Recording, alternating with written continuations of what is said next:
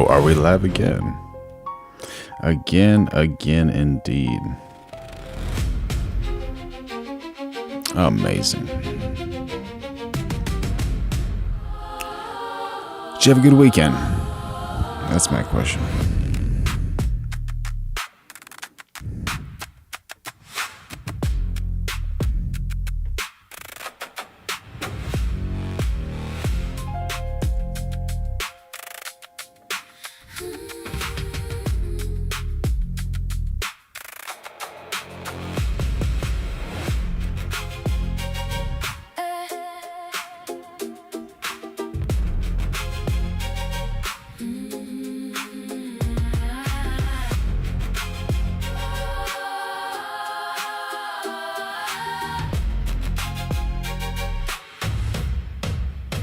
Yo, Terry, how you doing, buddy?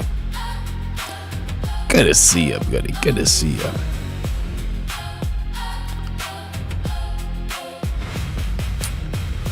Ready for a few more of those Terry quotes tonight? Absolutely, absolutely.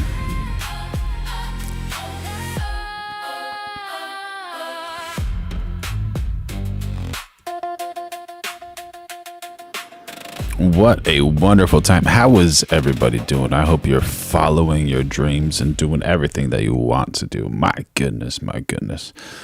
All right, my family. So tonight, the internet threw the whole junk drawer at us. This is wild, right? Aliens, elections, Iran, Island Man, rockets, scams. We got scams. We got sports, chaos.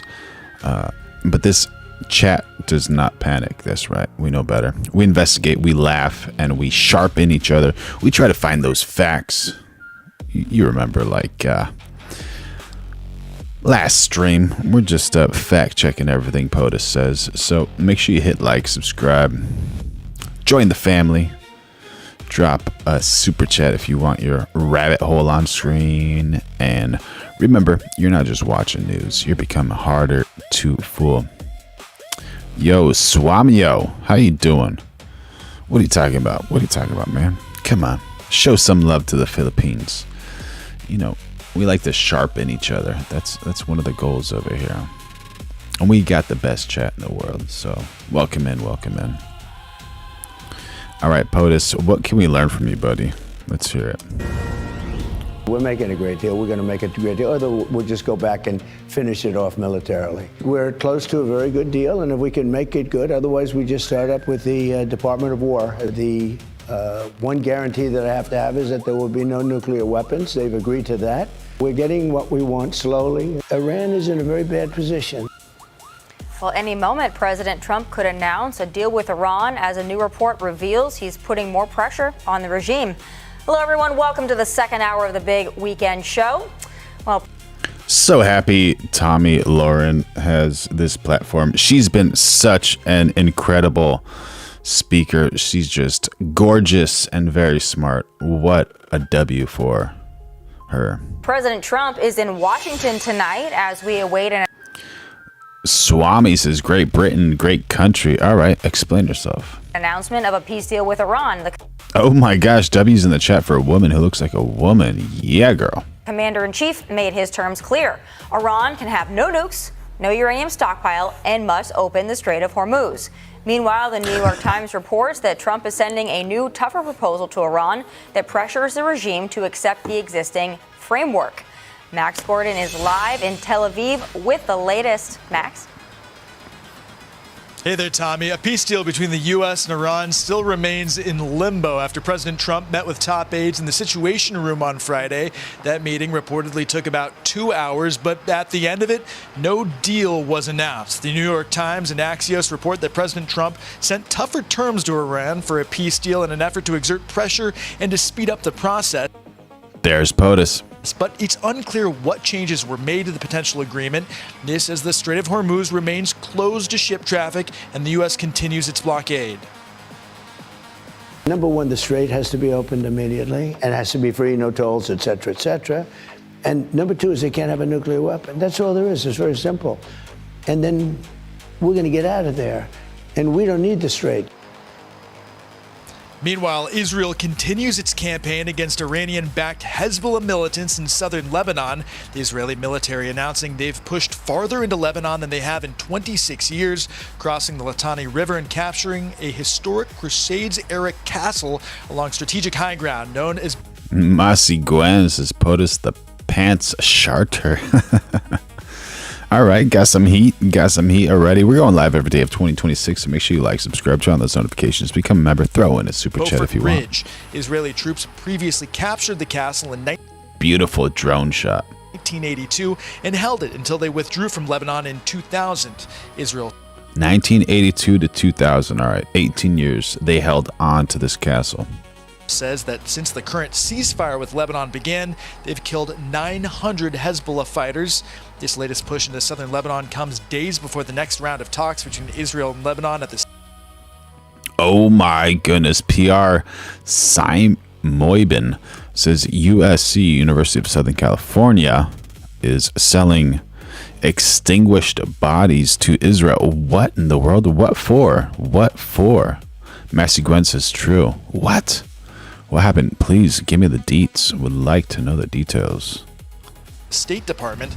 Iranian leaders have said that any peace deal must also include an end to the fighting in Lebanon, so this latest military action has the potential to complicate an agreement. And with a focus on the Middle East, President Trump has expanded... Another scam like Cars for Kids. Oh my goodness. Were you here for that live when we covered Cars for Kids? That's such a huge scam, dude. That's unreal, dude. People were just scammed out of their cars. They're thinking they're given to kids, and nope. You know exactly where those dollars are going. My goodness. The role of the U.S. ambassador to Turkey, Tom Barrack. We got Joseph Thomas saying big bad America got shafted by little Iran. Is that right? What happened? Let us know. Would like to know. Making him special envoy to both Iraq and Syria. Tommy? Max Gordon, thank you so much. What a nice smile. All right, Joey, so we're awaiting a peace deal. I don't know how soon we're going to get one. President Trump said time is on his side, it's on our side, but we've all been anxiously awaiting this. My question for you is this. President Trump said to Laura last night that the option is on the table to go back in militarily. What does that look like when you have this extended ceasefire and then you have negotiations and then you potentially go back in and get things hot again? How do the American people take that? What do you mean? What do you mean, Tommy Lauren? Let us know. How does Iran take that? Is it needed? How do you see this playing out? Well, on the tactical side of it, it's okay. Have they been reestablishing, resupplying themselves? So they've been pulling things out, dusting the cobwebs off, getting it ready to fire, talking like long-range missiles, and they're probably still building these drones pretty quickly.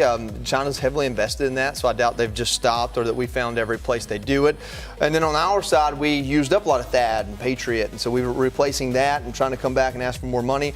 The big drawback here in military campaign is basically the resource suck that it is. It's not that we can't afford it, it's not that we don't have it, it's that China sits there with a little ticker, and every time we send a bunch of expensive things in the air to blow something inexpensive up, that's one less we have, and they're trying to keep track of that. We've already learned quite a bit in this. We've learned a lot about our brown water Navy capabilities, and we're probably a few years behind there. And we've learned a lot about China's radar system that Iran was using that we absolutely embarrassed. And so good and bad things have come from it. At the end of the day, for this deal to work, two things have to be true. There has to be movement on nuclear, because you have Operation Midnight Hammer, you say their nuclear capabilities are destroyed, and then you come back in this war or this Operation Epic Fury and say it. Operation Epic Fury, Operation Midnight Hammer. Will the United States be successful? What do you think, chat? It's to get rid of their nuclear weapons capabilities. You have to match that up and show something to the American people of, one, how both are true, and two, why it was necessary. Jeb, how you doing, buddy? Good to see you. Good to see you. The second thing is it absolutely cannot be looked at. Operation Island Man Fury. No, Island Man Fury will not make it. Oh my goodness. Oh my goodness. We're going live every day of 2026. Make sure you like, subscribe, turn on those notifications, become a member, throw in a super chat if you want. That as a peace deal to open the strait. The strait was open before this happened. He has to have a more tangible win other than that to say why this was worth it. You can get into the nuance of secret information and probably see why it was worth it, but the American people don't get to be privy to it. First heathen, I cannot read your comment. To that. So you got to be able to put something on a silver plate out in front of people, especially at this point when you ran as a no new wars president. Lydia, to that point, I know you track all of this on Fox Business. Economically, a lot of Americans can sustain. And Wandale Brown, what do you mean by those 4 hearts? A very cool emojis. A longer entanglement, but the patience is where. W's in the chat for 2 women who actually look like women on the news. Yeah. All right. Wearing thin for many Americans who fill up their gas tank and they see everything getting a little bit more expensive. The Democrats are, of course, going to use that going into midterms. How much can the American people sustain, and how much are they willing to? That's the great way to put the question, because I would say that we do have the opportunity to be patient here, like President Trump says, and the opportunity to offer some kind of pull some diplomatic levers with Iran and give them an opportunity to make a peace deal. And that is because we are energy producing country leading the world with the most energy production of anyone right now. If this were 20 years ago, that wouldn't be the story. And I think that we're right to lean into that right now. Our gas prices, if we weren't an energy producer, they would be much, much higher. But Corporation G is saying this administration owes Americans money. What do you mean by that? Please let us know. that being said, economic strength does not mean economic invincibility. And I think you're also right to point out that patience is very likely wearing thin here. You can look at the Massey Gwen says they can sustain when their leaders stop stealing money and giving that money to maniacs. Giving money to maniacs? Which maniacs are you referring to? Confidence surveys and sentiment surveys of the everyday consumer, and they're saying that. They're telling us that the confidence is the lowest that it's been in quite some time. At the same time, though, Tommy, I think we have to point out consumers are not pulling back yet. They are still spending and spending a lot, and that's really important because that powers 2/3 of the economy. So in terms of, are we running out of patience? Yes. But are we in a place where we can still afford to be Savage Glizzy, how you doing, buddy? How you doing?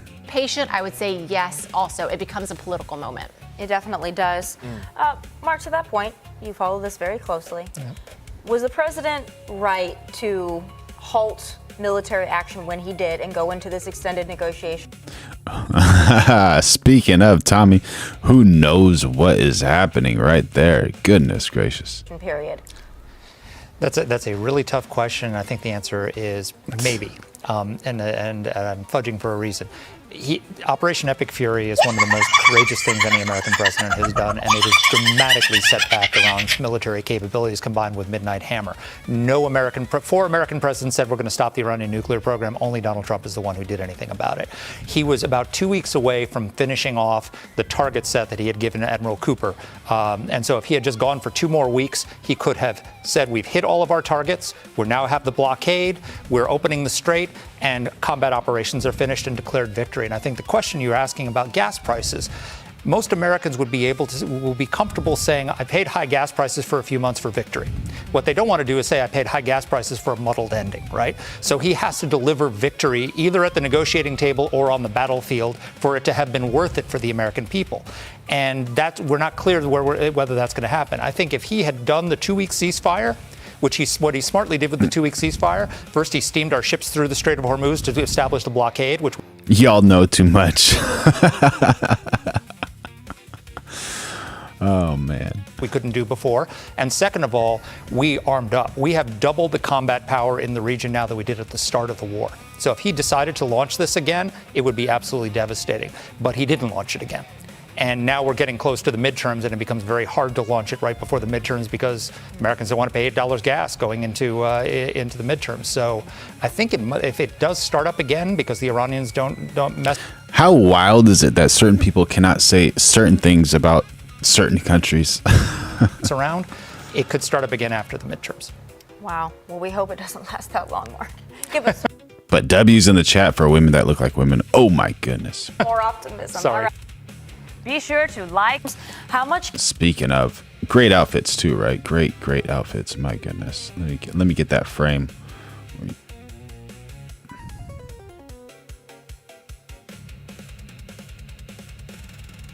Yeah, just very, very cool.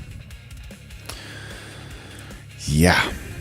Fox News, yellow journalism. What does that mean? Fox News.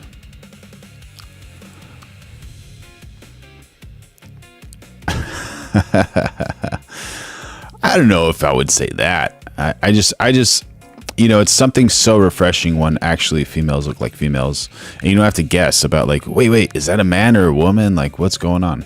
Like, very well dressed, representing themselves extremely well. Yeah, easy, bro, easy. Trying to get me banned for just complimenting people. What's going on, dude?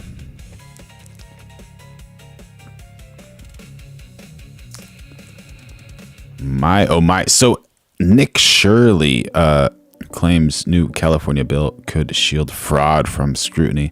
Yeah, I love that. I love waking up and going to work and then, paying my tax dollars. And my tax dollars going to some Somalians in Minnesota, bro. And those Somalians don't really care about America. And yeah, love it. Let me give some more Somalians some money. If you got any neighbors Somalians that need money, let me know, because I can get them some breakfast or something. Just passed their bill criminalizing journalists for uncovering Well said. Big ASS music. Fraud, aka the Stop Nick Shirley Act. It's designed to shield groups who support illegal aliens from scrutiny. What is this even coming to? How are they allowing this? Individuals who provide vital immigrant support services, including legal aid, humanitarian relief, case management, and advocacy.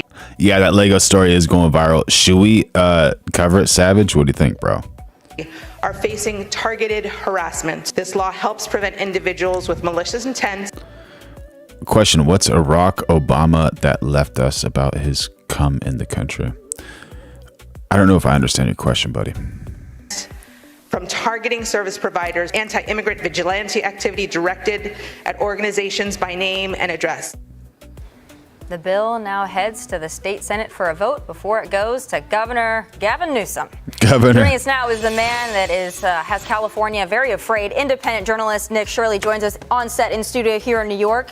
You're working on some things here in New York, but we're going to take the man himself. Get back to California for a moment there. We've had a chance to talk to you about this and the bill's sponsor, which has some familiar relations that we can get into too. But the fact that they think that you're harassing workers because you're asking basic questions about taxpayer funds is really quite stunning. Yeah, my question to them would be, what do they have to hide? Yeah. Like, why do they have to create this bill specifically? Madish, how you doing, buddy? Oh, you're from Iran. You guys have internet over there. Awesome. Are you in Iran right now? How is life over there? And what are your views on Americans? Are you happy with the situation going on over here? Thanks for jumping in on the chat, buddy. Nice. For immigrant communities, immigration support services. And what Mia Bonta didn't say when she spoke in front of the assembly was it also... We got big ASS music saying, I'm in the UK. We have illegal aliens coming across the English Channel in dinghies. Then our government puts them in hotels. They live in luxury even though they entered illegally. Oh, you don't like paying for them? Come on, man. What type of humanitarian are you? You got to work for them to survive, right? Yeah, I just heard about that. And I heard about the man who's a plumber. He's got a wife and 3 children. He could barely afford a studio. And his tax dollars, his UK tax dollars from his UK work as a plumber, go directly to some immigrants who live in a nicer part of town, and they get gifted a 4-bedroom house. There you go, buddy. So if you want to be a plumber, you can be very successful as a plumber. Go move to England, become a plumber so you can help some illegal immigrants live off of your dime. And how can that be stopped? What's the correct thing to do, honestly? Public policy? Also includes healthcare. So we know, like Medi-Cal, for instance, there's like there could be hundreds of billions of dollars in fraud just in Medi-Cal. And it was proven that there's $250 million in hospice fraud that her husband actually claimed that he prosecuted and that he found. And that would have happened. Jeb Common saying Nick Shirley standing up against and exposing Democrat defended fraud. There you go. Agree or disagree, chat. What are you thinking? We're going live every day of 2026. Make sure you like, subscribe, turn on those notifications, become a member, throw in a super chat if you want. If I didn't make that video on the hospice fraud. So Mia Bonta, her husband's attorney general, and she's actively creating a bill that would have stopped somebody like me from exposing fraud inside the Armenian community, for instance. And her husband's the attorney general. Like, there's got to be some weird discussions going on in that house. I mean, it's California. It's the most California thing I've ever heard, but you uncovered a lot, and your videos have created real change, I think, inspiring certainly the vice president and the task force. So you should be very proud of everything that you're doing. So here's the question for you. She is a legislator. The California legislator is going after you. Aren't they supposed to be going after the fraud? I mean, their job is oversight over the spending of public money. And why do you have to uncover it? And why? And by the way, where's ABC News, NBC News, all the mainstream media? Yeah, mainstream media is just taking his story. He's doing their job for them. So he's getting frauded by finding the fraud. There you go. CNN jumped on the story right after Nick Shirley. They were not on it at all. How much credit should they give Nick Shirley? Much more than they're giving him. Uncovering should be really mad about this. Yeah. But they're not. And the fact is, like, why are they trying to just make it harder to expose fraud? Well, a lot of these people need these communities for votes, or they need them to continue to pushing their agenda, specifically the immigrants. Like, why? Speaking of, I see Gwen jumping on the chat saying countries like that do profit more off of immigration than their own people. That makes sense, but their own people are making money and paying taxes, so they benefit through, I guess, immigration votes. Like, how are they benefiting? Why not just all support services? Why specifically immigration support services? It's because they need these groups and they need the money to eventually funnel back into whatever agenda they want to continue to push. That's why they're creating this bill. Yeah. Well, let's talk about why. Peterman says more of your tax dollars go to the Walton family of Walmart and Bezos of Amazon in order so they can pay their workers so little they have to be on welfare to afford health insurance and grocery. Yeah, like our previous stream that we did yesterday. You used to be able to work at Sears as a man, have 3 kids and a wife, and go on vacation every single year and retire, have a pension, and live fine off of a retail job. Unfortunately, we cannot do that anymore, but we can adapt and change, and we can stay optimistic. Why you're here in New York? So you're here, you held a kind of like a rally to expose the street peddlers and the counterfeit market that's kind of taken over. You were here with social media influencer Joe Sweeney. He held a rally up on Canal Street, and everybody knows Canal Street's where you go for this counterfeit stuff. I just got to ask, I don't know, why is that high on the list? Like, I don't guess I care if Gucci gets some of their profit.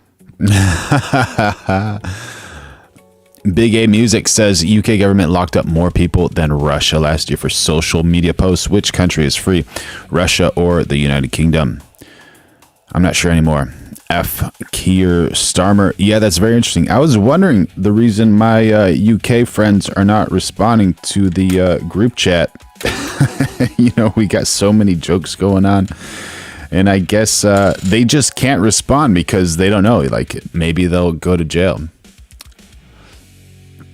Oh, W's in the chat for Mandy saying, hi, folks. Nick Shirley, National Treasure. So many thank yous for Mandy for helping support this channel.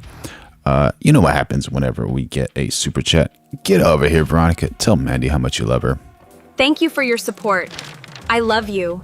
Wishing you and your family the best. There you go. Veronica loves you, Mandy. Everyone loves you, Mandy. Oh my gosh, W's in the chat for Mandy. Absolutely brilliant. Yeah, Nick Shirley absolutely is a national treasure. He okay, so what did he do? He went to Cuba. He exposed how bad communism and socialism is in Cuba and how these doctors do not even have electricity. They have to put those little lights on their foreheads to perform surgery. There's no gas anywhere. Go anywhere for gas. Mandy, sorry, I gotta create a guy for you. But You're part of the 21% of female subscribers. I'm gonna make a guy for you next time. I'm so sorry. And where else did he go? He went to Minnesota, exposed fraud there. He went to Los Angeles, exposed fraud there. And yeah, W's in the chat for Mandy and for Nick Shirley. Taken away, but like what else is going on there that makes that high on the list? Well, there's a lot of problems with what goes down on Canal Street. I get hundreds of messages from moms saying, hey, we can't even take the subway anymore because we don't feel safe getting out there because the street vendors, the counterfeit sellers, have taken over that street. It's super dirty. It's not safe, one, and people sell, on top of the counterfeit goods, they sell drugs on the streets as well. I even had one of my cameramans got punched in the face by these guys who was selling drugs openly on the streets, and it's completely lawless there, and it's affecting a lot of the moms, which then also affects the children because the kids can't walk around there. Like kids have how to walk across needles. A mom messaged me once. Yeah. And the issue, Nick, also working in New York City is that it's not just in Canal Street, it's even up here around Midtown where there's a lot of business and tourism happening.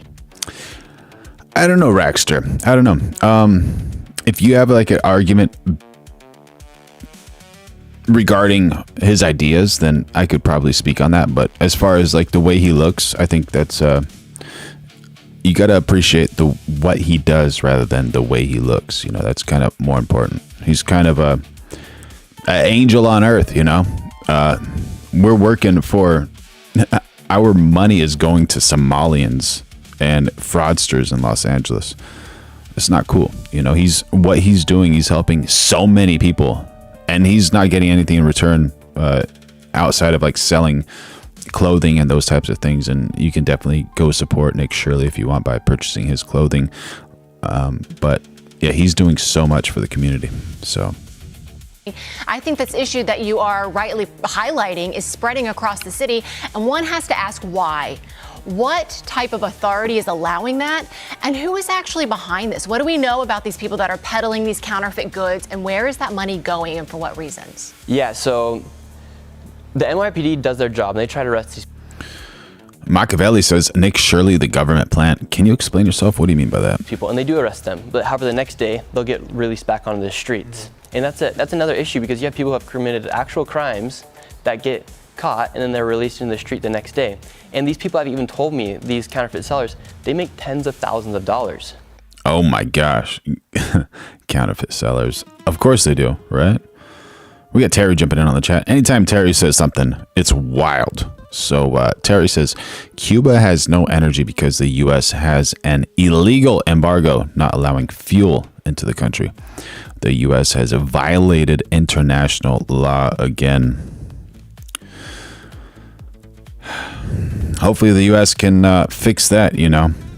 Figure it out. I'm not going to argue that. Can't argue that one. Tens of thousands of dollars. And so when we talk about like taxing everyone or like specifically like let's tax the rich here in New York City, well, why doesn't that money also get taxed as well? So it's completely unfair for everyone. And these people are making tens of thousands of dollars each and every single week, breaking the law. Mandy says, imagine being against someone doing fraud exposure. Yeah, how could you? Absolutely, how could you? Yeah, seriously, he is a full-blown Christian. There you go. Well, there's a mom in the Bronx who comes into the city every single day who also gets taxed for her paycheck of $5,000 a month. And counterfeit, by the way, is not a victimless crime. Like, I know we don't often cry tears for Italian design houses, right? I don't think Joey is. But still, when you're counterfeiting and you're ripping somebody off their ideas and their fashion, that's still wrong. And it still needs to be stopped. Unfortunately, there's just so much lawlessness you have to prioritize. Before we let you go, I want to talk about just your endeavors because of the Leering Center, right? Yeah. You are famous for the Leering Center, can't get over that. Why? So people see you coming now, and that's going to be an obstacle for you because I know that you're still very invested in exposing and you've got a lot of work ahead of you. How do you navigate that while also being so recognizable now? People love you, people hate you. Yeah, it's kind of funny how like I became somewhat polarizing when it was just actually helping everyone in the country to figure out where their tax dollars are going. And so I don't try to hide anything because I don't have anything to hide. So when I do go confront a fraudster and they start running from me, what does that say about the fraudster? They're obviously committing a crime, or they're committing some sort of fraud, because if they had nothing to hide, they would just simply confront me as well. And so I don't really plan to disguise myself. I don't have anything to hide. If they have something to hide, it goes to show that. User Random Alphabet says Nick Shirley is related to the Mormons that were caught illegally smuggling oil with a cartel from Mexico. Is that accurate or inaccurate? I'm trying to find the truth. I'm not baking any sides over here, just trying to find the truth. But that is wild if that's accurate. What I'm doing, I might be onto something with these fraudsters. Yeah. Well, and I will say, just to wrap it up too, but part of what you did, especially in the early days before the Leering Center, is you were out there in some of these Antifa protests. You were out there in these Globalize the Intifada protests. I mean, you name it, you were there. I asked you about going to Newark, where, hey, guess what? They got another thing kicking off there, and you said it would be too dangerous for you. Yeah, I mean, because of what the left-wing media did to me when TK, how you doing, buddy? Y'all ready for TK? It's gonna get wild. I exposed this fraud. There you go, Palace saying give Shirley a Nobel Prize. Definitely, buddy. Yeah, well, I mean, even Governor Tim Walz called me a white supremacist. All these other people call me racist, which is completely not true. But the radical left now believes that. And so now I have a target on my back. So I don't really plan on going to Newark or to much of this Antifa stuff. Maybe then I would have to get in a disguise. Maybe I'd play their game and get in black bloc. But yeah, it does make it a little bit harder for me to go into those sort of situations, which still need to be shown. Yeah. No, they do, and you've done great work. So never stop, but get the black bloc, which we learned a new term, Mark and I did, for what these people do out there. They love their masks, and they love to hide their own identities. Nick, Shirley, thanks so much for joining us tonight. Of course, thank you guys. And stay safe out there, That's too. Exactly right. And keep doing the good work that you're doing. That's really nice what she's saying over there. That's just absolutely brilliant. So much respect for Tommy Lauren. She's great.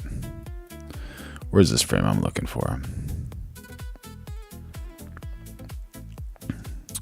All right, so somebody, Savage Glizzy said rat people. So it's a new internet trend. Allegedly, rat people equals burned out Gen Z anti-hustle lifestyle. That sounds bad. That doesn't sound good at all. Like, if you get burned out, you got to relax and then get back into it, you know? So where do you think it started? Like a lot of the other very, very horrible things, it started from China. There's young people, they use rat people to describe living low energy, staying indoors, avoiding pressure, sleeping a lot, scrolling online, ordering cheap food, and opting out of success culture. It is basically, I'm tired of the grind. I'm hiding in my little nest. Sources describe it as connected to burnout, youth unemployment, and pushback against intense work culture. Well, what do you expect if you're living in China? You got to work all those hours, get paid very, very little dollars, allegedly. What do I know, man? What do I know? Yeah, exactly. Success culture. My goodness. People had goals. People did have goals at one time. But burnout is true. It's something that can absolutely happen. And if you're feeling like you're getting burned out, you just got to take a step back and then think about what you actually need in life. We got Iran's shadow fleet rakes in billions from China. Oil trade. So a lot of this propaganda, allegedly from like doing these live streams and doing this research and having the best chat in the world, has exposed that a lot of the problems that we have with the internet has actually come from certain parts in the world called China. I don't know how accurate that is or how inaccurate that is, but okay.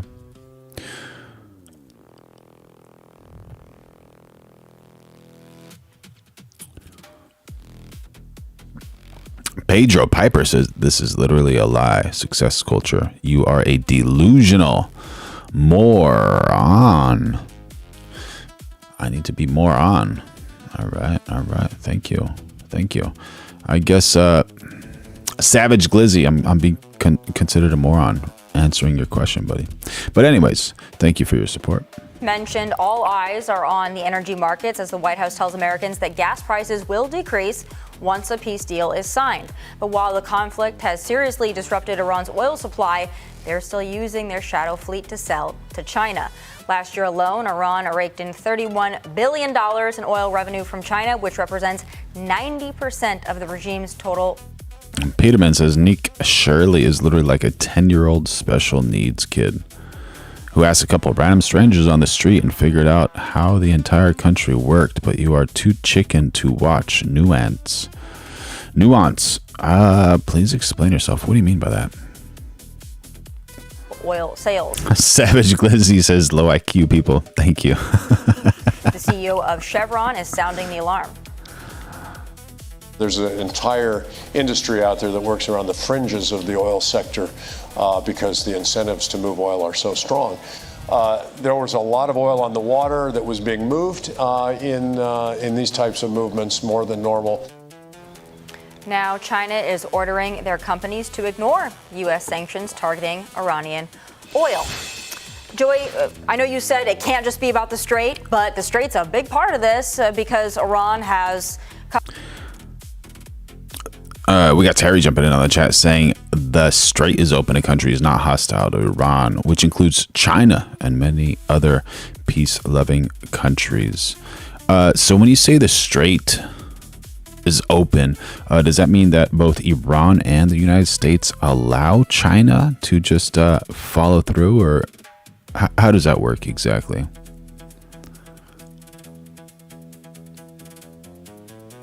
Cause a lot of pain due to what they've been able to do, and we have a blockade, and we've done a lot as well.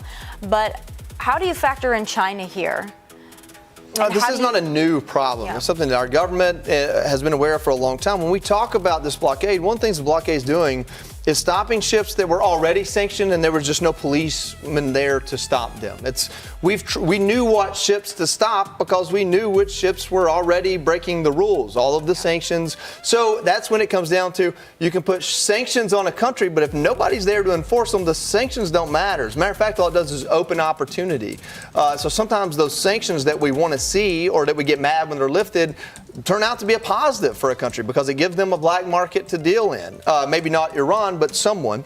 And so that's one thing the blockade is kind of doing almost as a secondary bonus, is that it's actually enforcing some of these sanctions that have been on the book for a while, and that's what we're talking about here. Lydia, we just had President Trump journey to China and have a meeting with Xi. And although maybe Iran wasn't the topic that was most reported on, we did get reports that there was some kind of an offer to potentially help in that capacity. Mm-hmm. And I think President Trump said, maybe we don't need your help. What can China do here? And how important is it to our economy and also our Cold War with China when it comes to everything? China really is a complicated issue here because, in part, China also needs Iran's oil. I mean, I think there was part of the agreement that China said that they would buy more energy products from the United States. Since we're producing so much and we have so much to offer, that would be great. But I'm not sure that they're ready to kind of cut off their dependency on Iranian oil, not buying 90% of Iran's oil. I think it makes up roughly 15% of their own consumption. Part of what's complicated here, too, is that as much as we're trying to kind of separate from China in terms of our own trade, we still need them. We need them to buy our agricultural products, and we have to buy a lot of stuff from them. Yeah, we do a lot of business with them. Absolutely. Bob Cox is laughing. There you go. Pedro says the U.S. has nothing to offer. What do you mean by that? Where are you from, Pedro? Which country are you in? Thank you for jumping in on the chat. Benjamin Crocker. Happy to have you on board, brother. Thank you so much. Too, rare earths and magnets. They want technology from us as well. So for the time being, we need them. They're part of this whole dynamic, and I think we just have to approach it eyes. And Pedro answers, none of your business, P3 do. All right, well, there you go. What a foundation you have set for yourself. There you go, buddy. Wide open and watch how they're continuing to treat their so-called teapot refineries. That's the whole sanction process, too. The U.S. put some sanctions on these teapot refineries that refine Iranian oil earlier this year. If you're that attracted to Trump, why don't you go ask Trump if he's into things that you're into, and maybe try to develop a relationship with that person. You're trying to cut off this kind of transaction here, but Bob Cox jumping on the chat saying, exactly. Foreign Democrat sympathizers are easy to spot. Spot on, buddy. they're not following that right now. They're totally ignoring it. So let that be noted. Mark, your assessment of where we stand and where we're going. So China gets 70% of its oil from 3 sources: Venezuela, Russia, and the Strait of Hormuz. Venezuela. Peterman, thank you so much. I'm researching it right now with the Andrew Callahan interview. And thank you so much looking at it. Sorry I didn't mention that I'm looking at it, but thank you, buddy. I am. And we got Terry jumping on the chat saying China is leading in 57 out of 64 high-tech industries and show no sign of slowing down. That seems accurate. Terry, do you have any updates with Taiwan and China?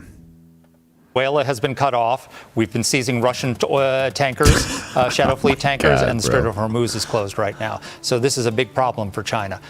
It's also an advantage for Iran because Iran, I agree with Joey that the Strait of Hormuz can't be the victory in the war, but it's a victory for Iran if we can open it. Because what they have discovered is they want a nuclear weapon so that they can take the world hostage. They already can take the world's economy hostage by closing the Strait of Hormuz, and they have tested us, and they have found us unwilling. They can deter us from opening the strait by force so far. And so I think it's very important for the United States to show them that that is not a weapon that they can wield. We have to open the Strait of Hormuz and not allow it to remain under Iranian sovereignty, because if we do, then we've given them a weapon that they can deploy at any point. Even if Trump gets a great deal, they can just decide they don't want to comply with it one day and just close the Strait of Hormuz. And we don't have the force. To that point, though, even if we have a deal, they can still decide they don't want to. All right. So as far as that Callahan interview, the Nick Shirley Andrew Callahan interview is not just an interview. It's a stress test. It asks, is Nick Shirley exposing real fraud, or is he packaging outrage for politics? And on the other side, is Andrew Callahan holding him accountable or using editing and framing to make him look bad? The truth is probably in the details. We've got to watch the full version, compare the edited version, and ask what was proved, what was assumed, and who benefits from each narrative. Just to let you know, there's a lot of things that can happen with editing. So take that with a grain of sand, if you will, when you're building your artificial wave, and know that things can be completely altered with editing. Talk to us, Tommy. Follow the deal, and they can still do that. What do we do to make sure that doesn't happen? Well, the big problem also with a deal, even a good deal, is that it leaves the Iranian regime in power, and in some places it might even revive it. They're talking about a $300 billion investment fund to rebuild Iran. Why on earth would we give Iran $300 billion after they massacred 40,000 citizens and did what they did with us? We should never do that to the Iranian people or to the Iranian regime. We can't give them a lifeline as a part of this deal. And I think there's some people who are urging the president to do things that are not in his interest or America's interest. Wrong road, as they say. All right. Be sure to like. Take the world's.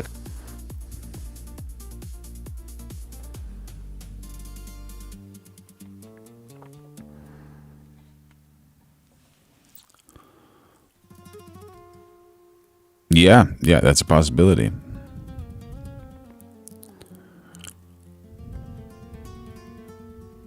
So we got Iran's president reportedly submits resignation letter.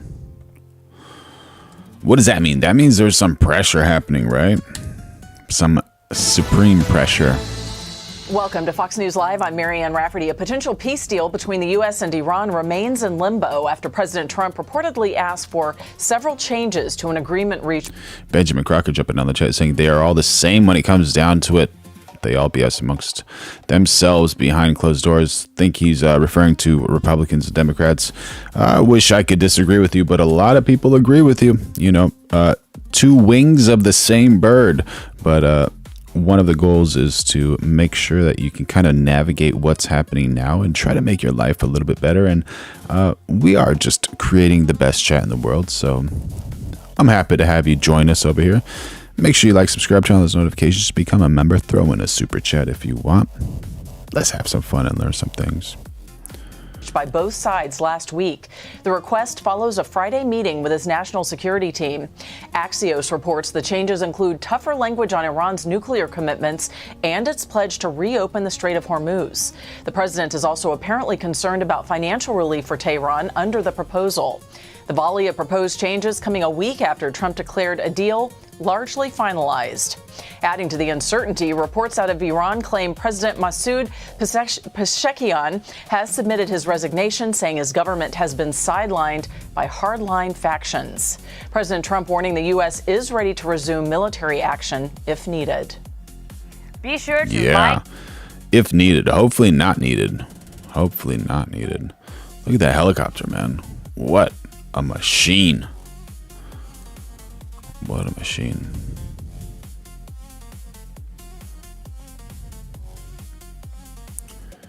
Hopefully we can find peace ASAP. That would be the ideal situation.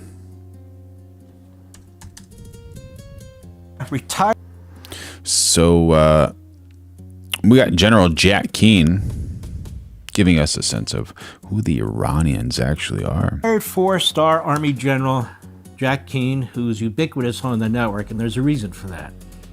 Because he's brilliant, he's experienced, and he knows what the hell he's talking about. And he's one of my favorite guests. He's our Fox News senior strategic analyst.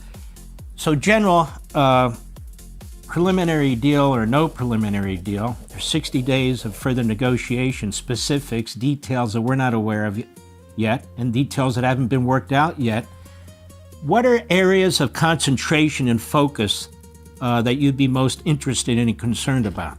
Well, first of all, I think we have to remind ourselves, and I've talked to one of our negotiators, again, who are we really dealing with here?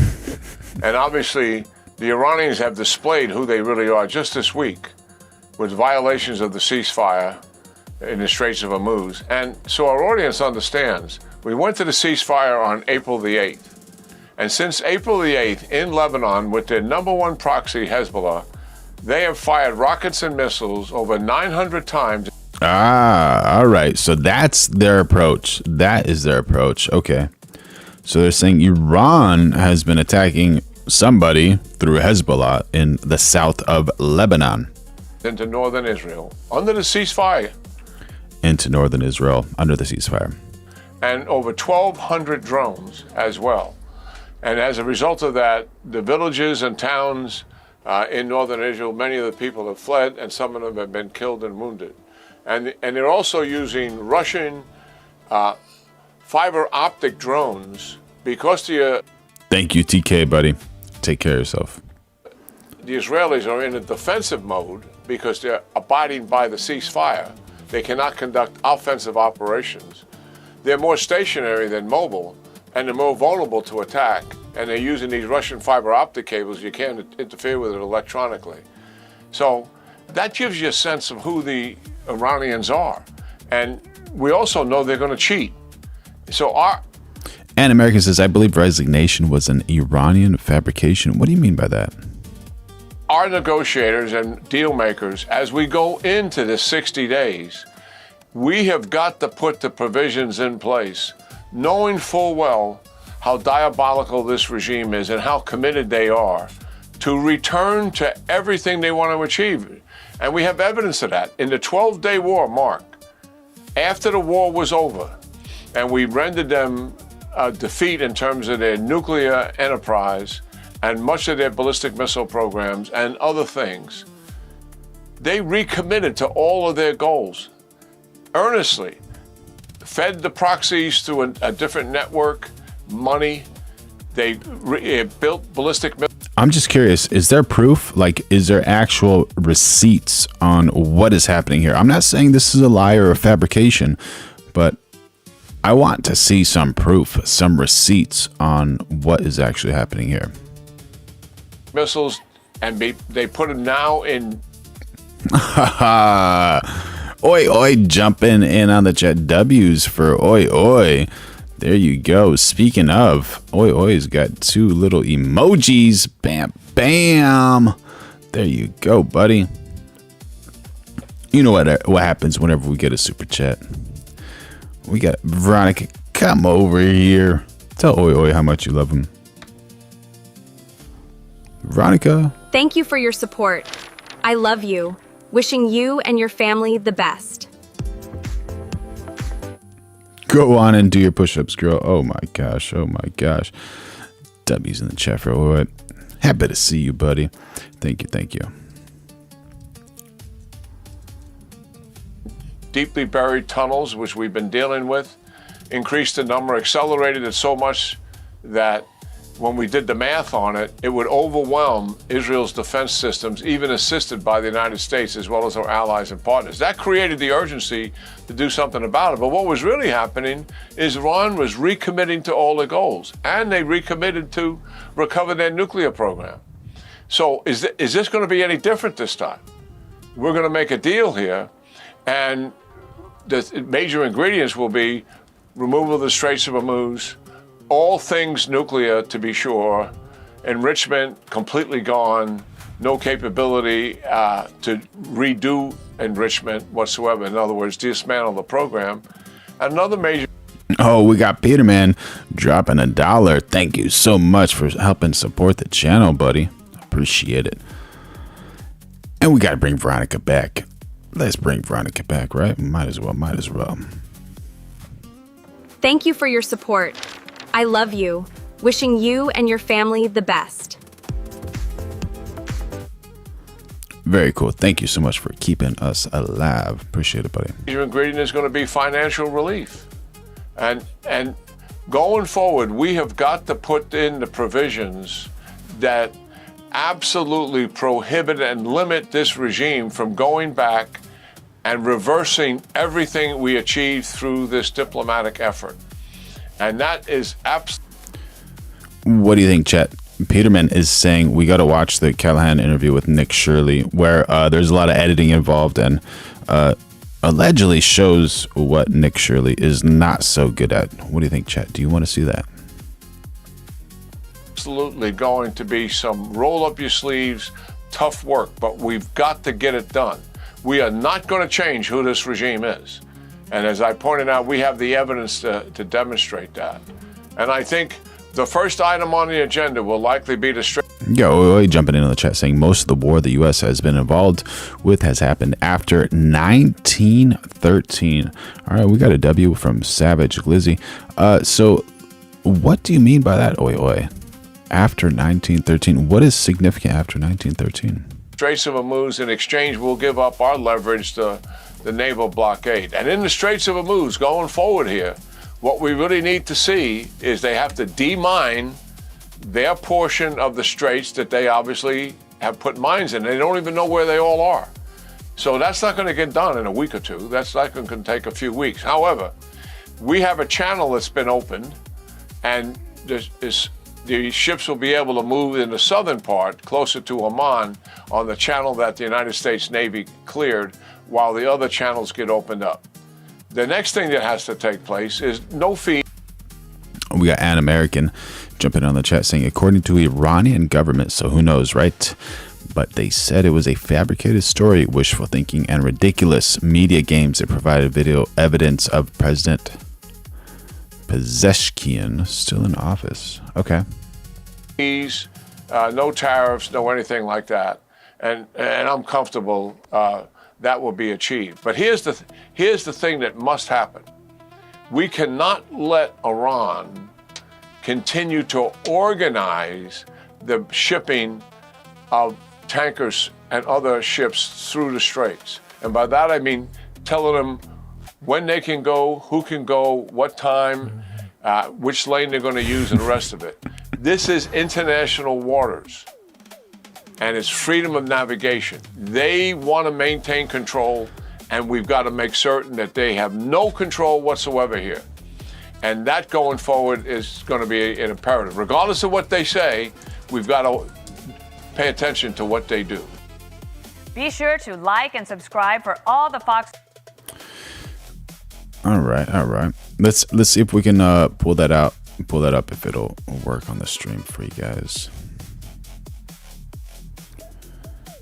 But before we do that, let's see what Bring in the Base has to say, right? Yes, Shannon, and it's considered pretty much wide open. And the current mayor, Karen Bass, she's campaigning all across the city this weekend to keep her job. We were at an SCIU union rally yesterday where Bass did not miss the opportunity to attack opponent Spencer Pratt. Bass or Base? We have a choice.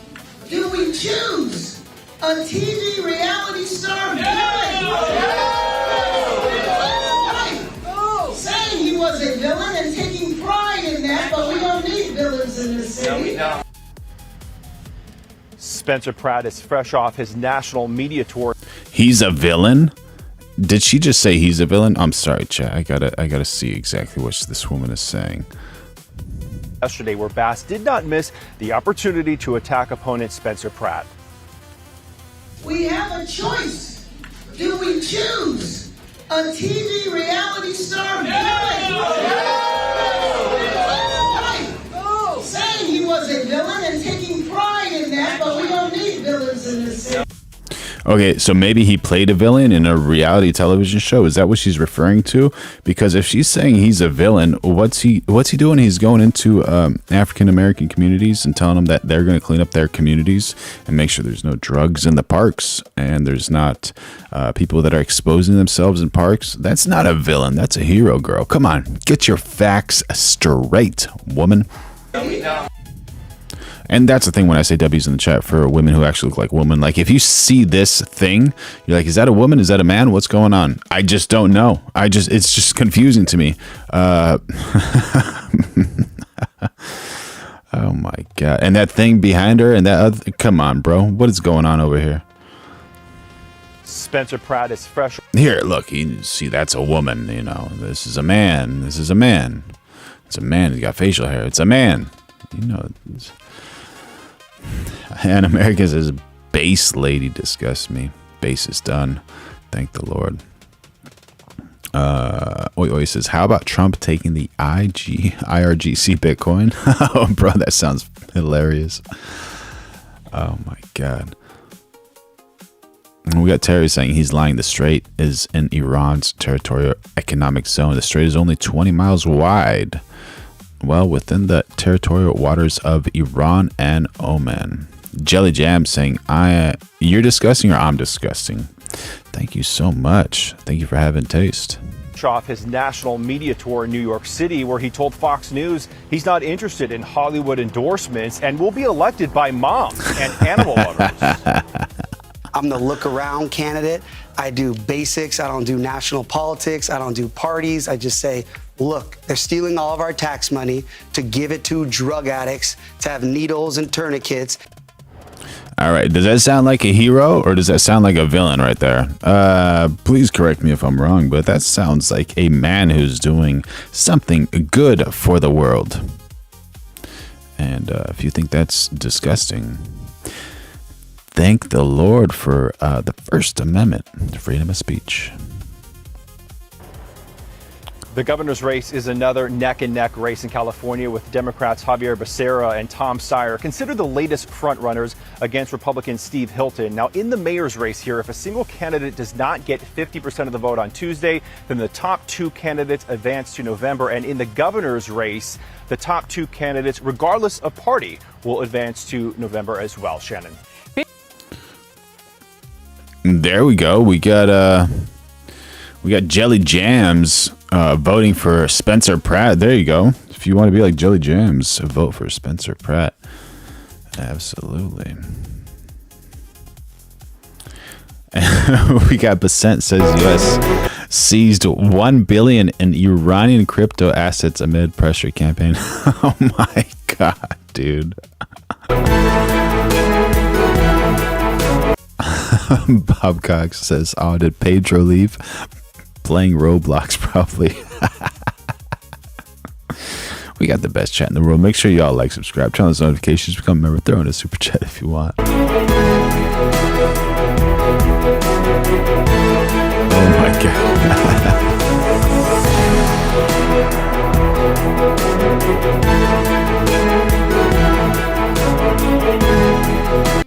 you got to give me some words. What's going on? Give me some words. All right, let's see if this one's it. Hindustan Times. Was Mojtaba somehow fooling Trump while billions of dollars allegedly moved through the shadows despite U.S. sanctions still being firmly in place? Has Iran's secret crypto war chest now been Thank you, Jelly Jams. You have a good day, too. Exposed amid escalating tensions with the U.S.? And what exactly does this hidden financial network contain?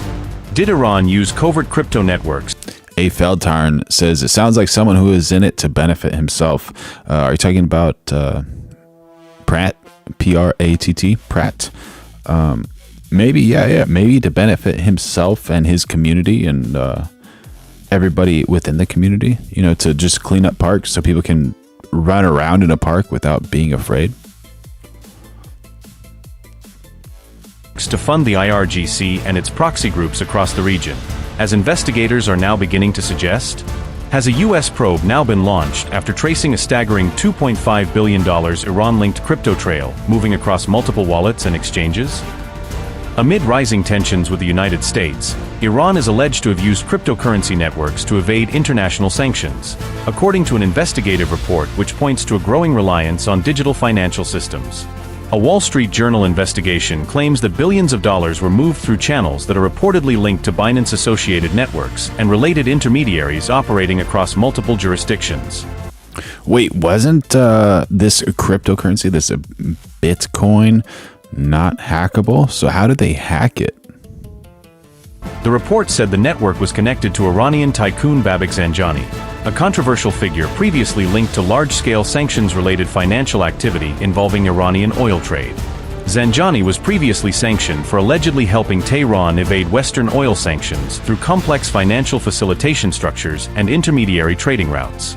Internal compliance reports allegedly found that more than $2.5 billion moved through the network over an extended period of monitored financial activity. About $850 million was reportedly transferred over the last 2 years alone, according to figures cited by the Wall Street Journal investigation.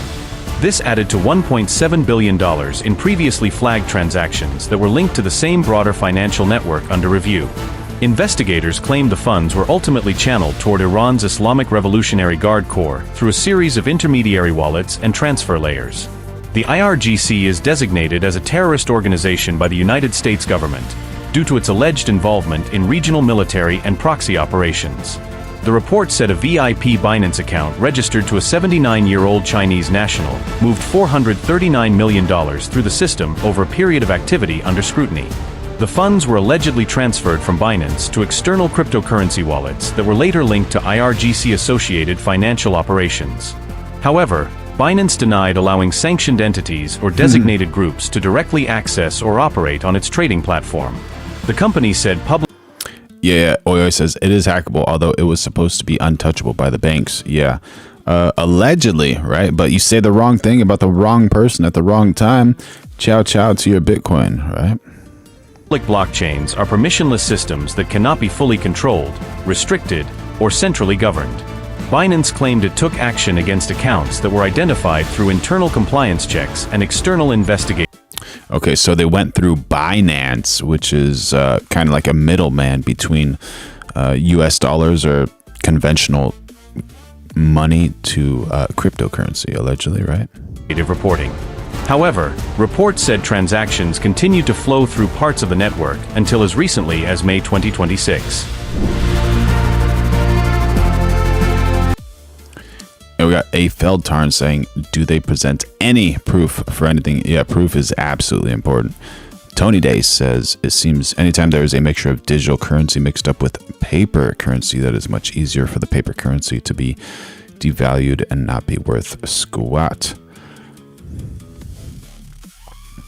But you never know, with digital currency, it can crash immediately as well.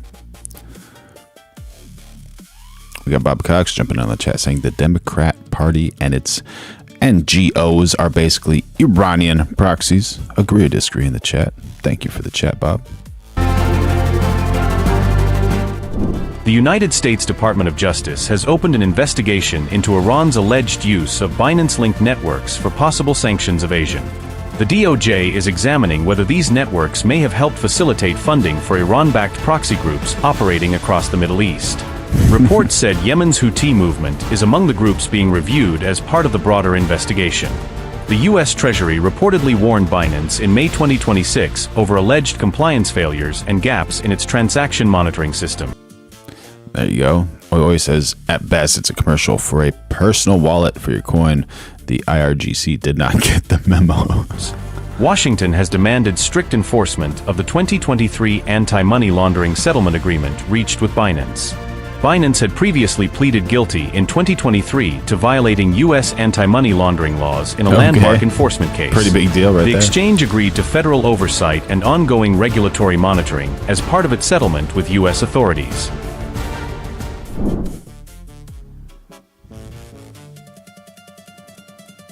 Sons of a family close to Iran's supreme leader control the country's largest crypto exchange, according to investigative reports. Experts say this control has helped transform the exchange from a startup into a major conduit linking Iran's economy to global crypto markets. The firm, known as Nobitex, is used both by blacklisted state-linked institutions and by ordinary Iranian citizens, investigators say. Despite blanket Western sanctions on Iran's economy, Nobitex itself has so far avoided being directly targeted by U.S. authorities. Reuters reports that Iranian state entities have used Nobitex to transfer money outside the conventional banking system.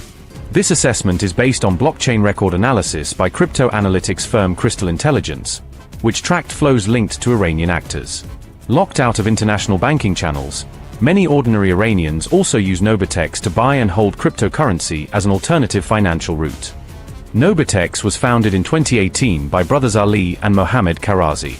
The exchange was formally registered and operated under an alternative family name. Nobitex claims to have around 11 million users, which is more than 10% of Iran's population. The platform is estimated to handle roughly 70% of all cryptocurrency transactions in Iran. Nobitex has processed hundreds of millions of dollars worth of transactions for entities under international sanctions. The exchange has conducted cryptocurrency transactions linked to Iran's central bank and the powerful Islamic Revolutionary Guard Corps. Reports say Nobitex has been used by Iranian government bodies and agencies to bypass stringent Western sanctions on banking and finance. Nobitex, however, maintains there has never been any formal agreement or contract with any Iranian government agency. To hide its tracks, Nobitex routinely changes the wallet addresses it uses for sending and receiving funds on the blockchain. That's a red flag right there already. Why does it need to consistently change? The company has also developed cryptographic tools designed to further obfuscate links between related wallets and transactions. Additionally, Nobitex advises some clients to layer transactions using multiple wallet addresses in sequence. These practices make the underlying cryptocurrency wallets and flows much harder for Western investors. Afel Tarn says this is insane, absurd and bizarre propaganda. Let us know your reasoning behind that. Is it actually? Investigators to trace an attribute. The firm continued processing transactions throughout U.S.-Israel war with Iran, despite the conflict. This continued operation came even during a government-imposed nationwide internet shutdown and widespread power outages. During this wartime period, Nobitex processed more than $100 million worth of transactions. That figure represents about 20% of the firm's usual activity, according to Crystal Intelligence.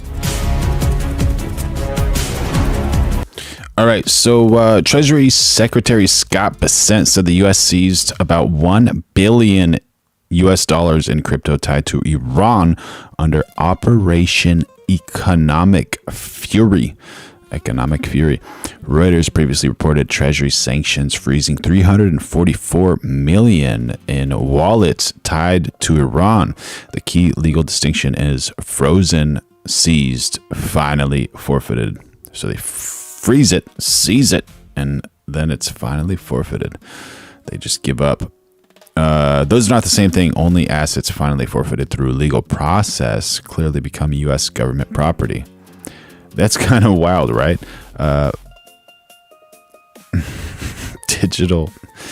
Digital warfare. It's happening. I guess we cannot automatically call it Bitcoin because reports say it's cryptocurrency. And some reports note the asset mix and wallet details are unclear. If any of it is finally forfeited Bitcoin, it could potentially go into the strategic Bitcoin reserve. Non-Bitcoin crypto would go to the U.S. digital asset stockpile under the White House order. So if it goes to the Bitcoin reserve, I guess maybe there's a little bit like a secondary filtering of protection with Bitcoin. I'm not saying Bitcoin's a good thing or a bad thing. I'm just assuming here, right? Yeah, modern war doesn't just hit borders. It hits bank rails, blockchains, and private keys. And we're going live every day of 2026. So make sure you like, subscribe, turn on those notifications, become a member, throw in a super chat if you want. Ali and Mohammed Karazi are third-generation members of a family that has long been close to Iran's ruling establishment. The Karazi family has held key political... Oi says, not if you're designated as a terrorist organization. It is gown. Say ciao to it if that's what you are. True. Diplomatic, and religious posts in Iran since the early years of the Islamic Republic. The clan is related by marriage to all three supreme leaders of the Islamic Republic. This includes revolutionary founder Ayatollah Ruhollah Khomeini, the late Ali Khamenei, and his son and successor Mujtaba Khamenei. However, the brothers used the alternate family surname Agamir while building Novitex and in many business records. Former colleagues say the brothers appeared to routinely distance themselves from their famous bloodline, and many contacts only learned of their lineage from media reports. Hindustan. There you go, man. What a story. What a story. Got to admit it.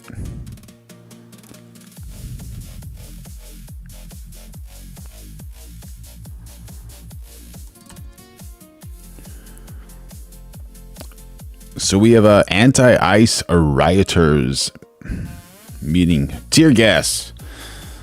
How would you like that?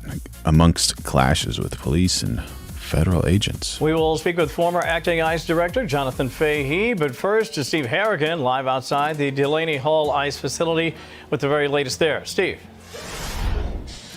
Kevin, they've pushed the access back about a half mile from that detention center, as you can see behind me now. They're basically reinforcing these barricades. Now, the governor's plan was to switch out ICE officers with state and city. Terry jumping on the chat saying they stole Iran's money again. Exactly like they stole Russia's money and the gold reserves of Venezuela and Libya. The U.S. is a den of thieves. Heard that Venezuela had plenty of gold. Didn't know that they took their gold reserves. My goodness. What's going to happen? What's going to happen with that? Wild. I don't know if I can say much about that. Police to try and calm things down a little bit, also to establish a safe area for... Like, say, for instance, the gold is owned by person A, B, and C. It should go to them, right? Yeah. If they actually took that, yeah. That's a tough one. That goes into philosophy and ethics and those types of things. That's a wild one.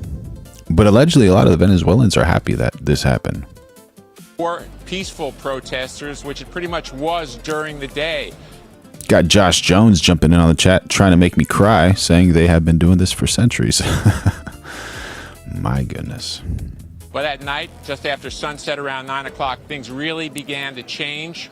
Some well-organized protesters charged forward, actually using the barricades initially to charge the police. The police responded instantly with pretty much point-blank shots of tear gas fired into the... Tear gas, painful. We got Lewis Brantley jumping in the chat saying the Hillary Clinton trade of uranium also had donations to the Clinton Foundation from entities in Iran that sold Iranian rockets to terrorists in GWOT countries.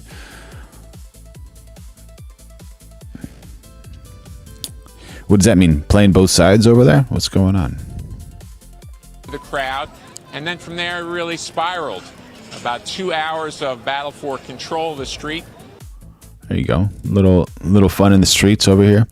Bob Cox says Maduro withdrew 5 tons of gold from the World Bank while Obama was president.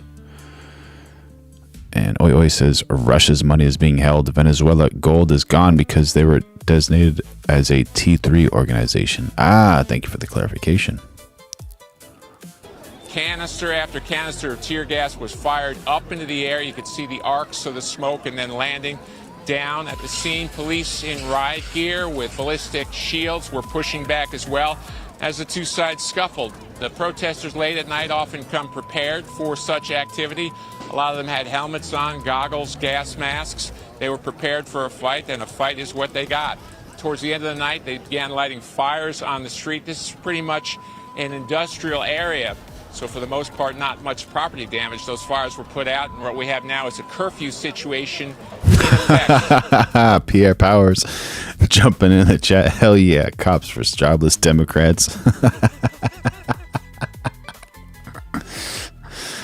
We got the funniest chat in the world, man. Make sure you like, subscribe, turn on those notifications, become a member, throw in a super chat, and join part of the best chat in the world. Curfew beginning at 9 p.m. now through 6 a.m. the next day. We'll see if that manages to quiet things down. Kevin, back to you. Great reporting as always. Too. Steve, stay safe. Steve Harrigan for us. For more, let's continue the conversation with Jonathn Fahey, former acting ICE director. All right, Jonathn, I think it's pretty fair to say this is organized. This is not organic in any way, shape, form, or fashion, and yet they continued to apply pressure on local law enforcement. He said it's organized.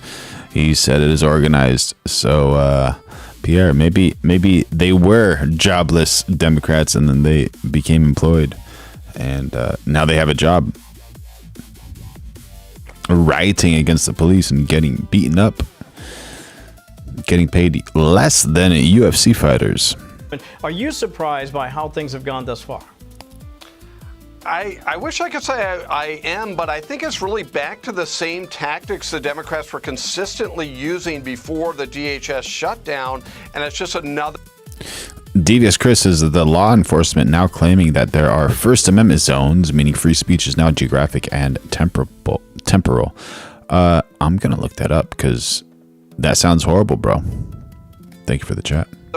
Implementation of that, and I think Nick Sordo, that was so important for people to see that these are not organic protesters, and yet these Democratic officials are treating them as if they are, as if there's some legitimacy or that there's no intention for violence, when it seems like the whole intention of this is not to speak out against ICE, but to provoke confrontation so they could have another Minnesota-style incident so they could then continue to attack ICE.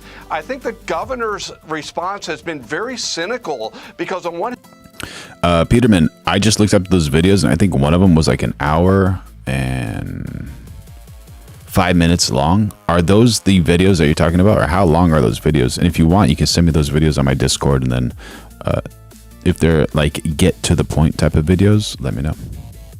On one hand, she says we want law and order type of thing, but then she trashes ICE and says how ICE, if we have them in the community, you'll be less safe. So sort of legitimizing any actions against ICE. And remember, she really lit the match on this last Monday, going to the facility. And of course, they don't ask for, to put them in a different facility. They just say, let's let all the illegal aliens go free in the community, even if they're rapists, murderers, child molesters, what have you. So all of this has been a really lack and cynical ploy by the Democratic politicians, at least in my view. Yeah, very interesting that there have been those who have suggested in Washington, Jonathn, that this really is sort of the armed. So as far as the gold in Venezuela, allegedly, the gold was in the Bank of England, and the fight was over who legally represented Venezuela, Maduro's government or the Guaido opposition board. The U.S. sanctions and terrorism accusations are part of the pressure campaign, but the gold issue was mostly a recognition and court control battle in the UK. So Western governments froze access to Venezuelan reserves because they rejected Maduro's legitimacy and used sanctions as pressure. guard of the Democratic Party and some of their policies. We've seen Antifa do this. You go back to 2020, we saw it quite often. The minority leader, I want to share this. This is Hakeem Jeffries. He says, listen, regardless of what you think of the protests or the protesters, what they are arguing is this place should be shut down immediately. Listen to this, get your reaction on the other side. Delaney Hall should be shut down, and every single individual, particularly those at a high level connected to this facility, they're engaging in a depraved indifference to human life. And every single member of this Trump administration is going to be held accountable. Interesting. He said depraved indifference to human life, which is precisely what a lot of critics would say was happening by some of these major offenders. I mean, we're not just talking about rapists and murderers. We're talking about people who've committed all measure of crimes against citizens of this country as well. Exactly. And where's the evidence that he has that this is going on there? He doesn't have any. It's just a political tactic. And again, my other point, they never say, well, let's find a safe. I can't read your comment, Pierre, but that's funny. Place for them. They always just say the answer should be to let them out, which is, again, part of the overall Democratic campaign of amnesty and open borders. And that's really what this is all about. They are fighting every effort to deport illegal aliens. And the worst part about it is they don't even care if they are these serious criminals. They'd rather keep them in the country and help their overall agenda than keep the community safe. And again, back to Mikey Cheryl, that's what makes what she's doing. There we go. Pierre Powers jumping in the chat saying people are on a hunger strike because the illegals detained get 3 free meals a day. So cynical because she's actually putting New Jersey in greater danger while saying she's trying to keep people safe. The whole thing is politically driven, but it's really politics in the worst possible way because there is a system of government. If you want open borders, if you want amnesty, we have ways to pass law, but they know that doesn't work, so they use tactics of subversion. There you go, Dirty Clean jumping in the chat. How you doing, buddy? Defund public schools. So if people do defund public schools, what's going to happen? And how are our youth educated? And how can they be the leaders of the new world? Version to the detriment of public safety and law enforcement safety. Let me ask you this, and this sort of, I think it basically says everything you were saying earlier about this being organized. Let me show you this post. There are those online, Jonathan, who are basically asking for help. They're saying, hey, listen, we would love the community to sort of crowd share all this stuff that we need, including goggles, shatterproof preferably, knee, wrist, shin, and arm guards, and helmets. When you're trying to crowdsource to maintain these protests, many of which have gone into late hours of the night, I think that speaks not just to what they're planning to do, but what they intend to keep doing. Again, I hearken back to what happened in 2020 post-George Floyd. This may not go away unless law enforcement steps up very strongly to put this down, or at least put it in a box so that it's not harming individuals who have to work in these facilities. Exactly. People that are breaking the law, that are obstructing agents, need to be locked up, held accountable, prosecuted, and pay a major penalty because the deterrent value is so important. And again, these aren't protesters. Protesters don't need goggles, don't need any of these other things. Madness in the streets right there, right? And they're all getting paid. There you go. Democrats getting jobs, protesting, committing crimes. Allegedly. So we got Oyoy saying since the SCOTUS gave themselves permission to define the Constitution in the 1800s, rights have turned into permission granted by the state. Just to give a little clarification there. Out of nowhere, but Marbury versus Madison made the court the central interpreter of constitutional meaning. That created a real tension. Rights are supposed to be pre-existing limits on government, not gifts from the state. So the First Amendment, right, take for example, says Congress shall make no law abridging speech, religion, press, assembly, or petition. But in real life, courts decide how those rights apply. So people feel like, yeah, my rights only exist to the extent judges, police, agencies, or politicians allow them. Thank you for the chat. By the way, we're going live every day of 2026, so make sure you like, subscribe, turn on those notifications, become a member, throw in a super chat if you want. We live in D.C., we see protests all the time, and they don't need all of this equipment. They're there for combat, to fight these agents, to create a disturbance. They want to create violence so that they can then... Eric Klein jumping in on the chat. Paid actors or unemployed hippies, you have to pick one.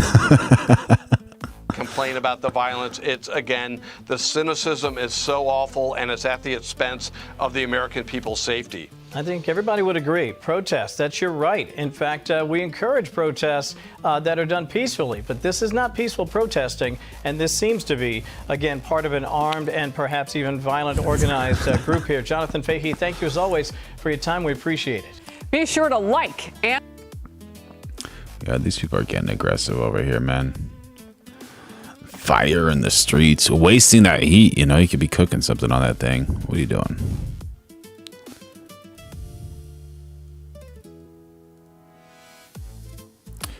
Absolutely terrible. Absolutely terrible. GOP lawmaker rips Ma'am Danny for skipping Israel Day Parade. How dare you skip that, right?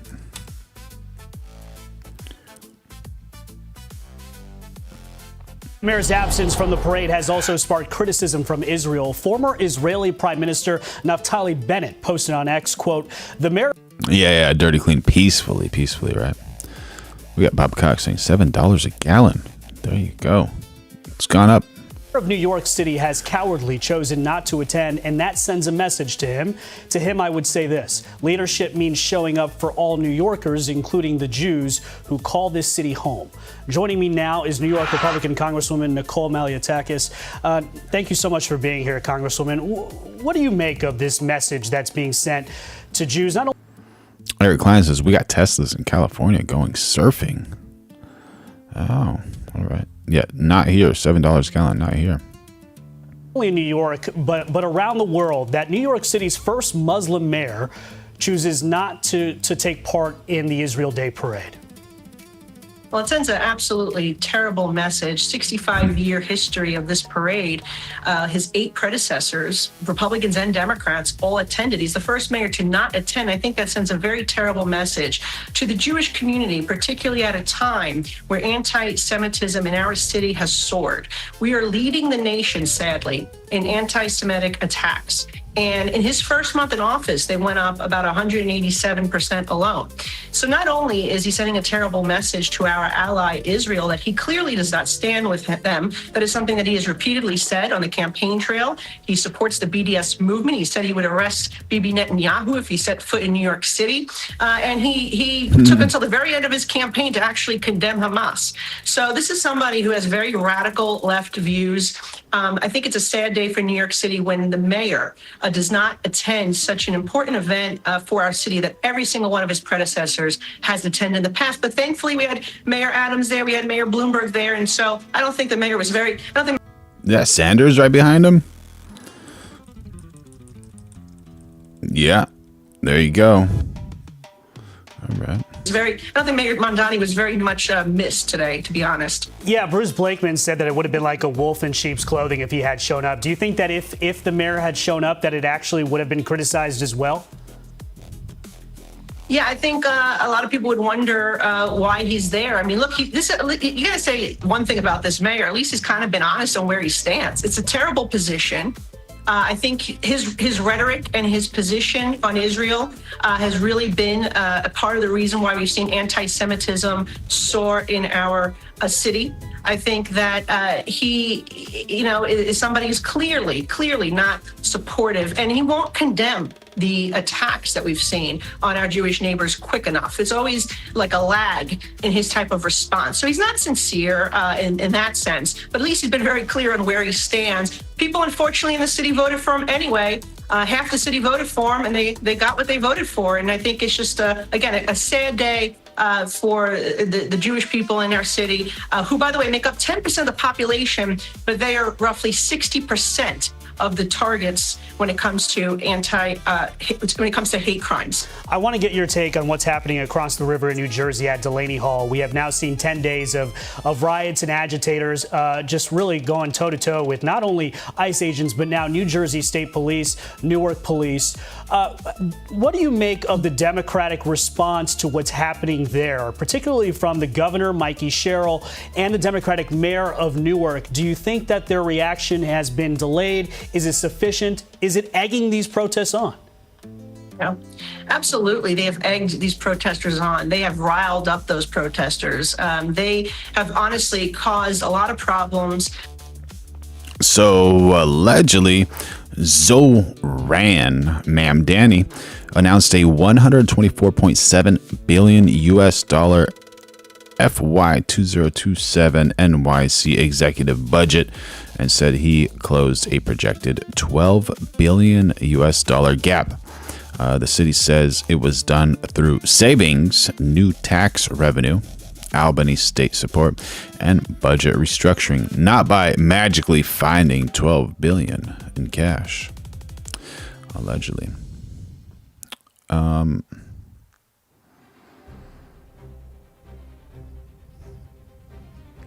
So I guess it means he balanced the plan using state help, savings, taxes on wealthier people, and budget restructuring. So yeah, it's a political win, but the real question is whether it's sustainable or just pushing pain into future years. By telling protesters to go there, going there themselves. Guy always jumping on the chat saying, "Man, dummy, filthy communist." This is the thing. They have a job to do, our federal agents. Eric Klein saying, "Free kebabs on Sunday." They are detaining people who are here illegally, who are committing crimes, who need to be removed from the country. And you have members of Congress, you have sitting governors, you have mayors. Bob Cox jumping on the chat saying, "Funds that were no longer designated for housing illegals, most likely." There you go. There you go. We're going live every day of 2026. Make sure you like, subscribe, turn on those notifications, become a member, throw in a super chat if you want. And also how soon they forgot 9/11. Who are basically telling people to interfere. I just introduced legislation last week that actually prohibits this type of interference. People have to stay 15 feet, 25 feet away from where these officers are trying to do their job. And when you watch these videos, it's so sad because this is just not a freedom of speech thing. I mean, this is just not, it is heinous. It is threatening the lives. Jean Kuhn says private prisons should not exist. What's a better idea then? What should we do with criminals? Of these officers and their families, literally saying that they're going to kill their children. I'm so glad that we're seeing the FBI and the DOJ take action to prosecute those individuals who are threatening the lives of our federal agents. But the Democrats have to stop this because it is very dangerous. She's calling out Democrats. You know, Hakeem Jeffries, the House Minority Leader for the Democrats, did a video on social media. Let's just play this real quick. He did it from Delaney Hall. Delaney Hall should be shut down, and every single individual, particularly those at a high level connected to this facility, they're engaging in a depraved indifference to human life. And every single member of this Trump administration is going to be held accountable. Amid all this chaos that we're seeing. What's this guy talking about? Honestly, Delaney Hall should be shut down. Is he going to open up his doors for illegal aliens? You know, allow all these criminals into his house? You know, what about doing that? Let's see what he says. They're engaging in and every single individual should be shut down, and every. Just play this real quick. He did it from Delaney Hall. Delaney Hall should be shut down, and every single individual, particularly. All right, so he says Delaney Hall should be shut down, and then he's talking about things that should happen. Every single person within the Trump administration should be put in trouble because of this. So he's just making threats, and you know what they say about these people who make threats. The devil has a special place in hell for people who just try to inspire fear and just to get you afraid and all those types of things. So yeah, do with that as you want, but Just so you know, the Lord loves you. This chaos that we're seeing at Delaney Hall, you have the House Minority Leader saying he's going to hold people in the Trump administration accountable today. That video was released today. What do you make of what he's saying? Look, we know that the Democrats are on the side of protecting people who are in our country. Dirty Clean says, welcome to Manhattan. Committing crimes. They have clearly sided with people who are doing the wrong thing, not law enforcement, not our officers. And the fact that he's out there filming this video at a time when he won't even fund our Department of Homeland Security, at a time when we have heightened threats to our city is really disturbing. I mean, he should be more concerned that we are about to enter the 25th anniversary of 9/11. We have all these 250th anniversary events for our country. We are in a Hack to a Jeffries from none other than user TT jumping in on the chat. How you doing, buddy? heightened alert. And he should meet with the NYPD commissioner and learn more about the threats that we face before he goes out there calling, number one, for DHS to continue to be unfunded. Jeb Common jumping in the chat saying, keep in mind Democrats are currently attacking ICE. Democrat judges are releasing violent criminals into public. Speaking about Democrat judges, wasn't that a Democrat judge who allowed the African-American male to get out of prison? And what did he do? He went and he put something sharp into the neck of a beautiful Ukrainian girl riding on a bus. My goodness. My goodness. There you go. Don't want to see that video. Nope. In these federal agents to not have. Do you think those Democrat judges would be making the same moves if they allowed those criminals to live in the same neighborhoods as them? You know, within their gated neighborhoods. The tools and resources. Brian McKenzie calling me out saying dishonest reporting. Please let me know if I'm being inaccurate. That's the last thing I want to be, is inaccurate. Trying to find the truth over here, buddy. By the way, we're going live every day of 2026. Make sure you like, subscribe, turn on those notifications, become a member, throw in a super chat. I'm going to fact check myself right now. Is that they need to do their jobs. New York Congresswoman Nicole Malliotakis, thank you so much for joining us today. Thank you. There you go. Just want to make sure you can hear that woman say thank you.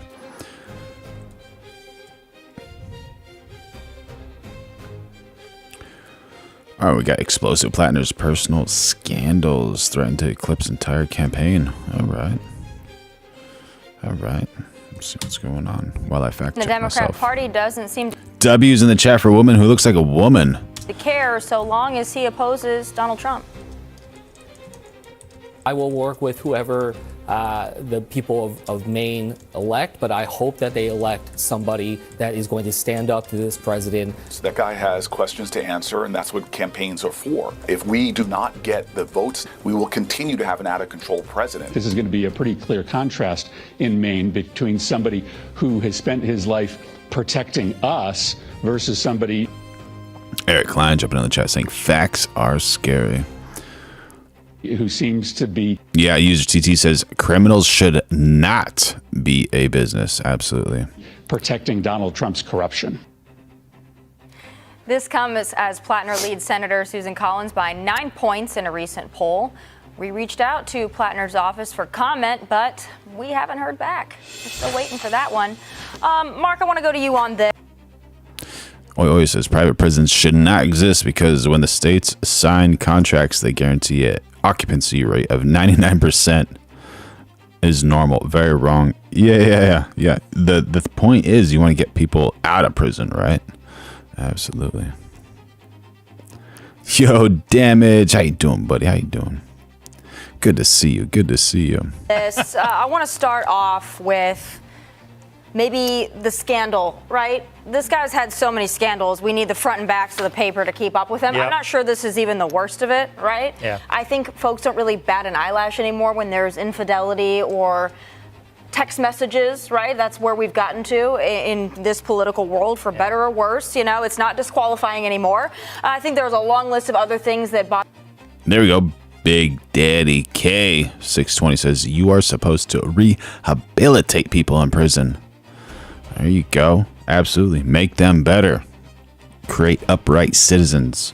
Show them the problems that they did in life and show them an alternative route to take rather than creating crimes and, you know, help society. There you go. Become a good person and stay out of prison. Bother me more about this particular gentleman. Yeah. What I can't seem to figure out, and you followed this your whole career, how is he polling so much better than Susan Collins, who is not mega, right? She's about as vanilla of mega as you could possibly get. Yep. I understand polls are not always accurate, but explain to me why someone as problematic as that is doing as well as he is. I can't really explain it. Though I do know that Susan Collins tends to lose polls and win elections. Okay. So I don't think that this is dangerous for her. But think about this. His wife is disappointed not in her husband sexting women, but she's disappointed in us for caring about it, right? And she's disappointed in people for exposing it for the voters to see. That's what she's disappointed in. I mean, that tells you a lot. I think it's great news for Susan Collins in that she couldn't have picked a better opponent. A guy, a sexual deviant, cheating sleazeball with a Nazi tattoo is probably who you want to run against.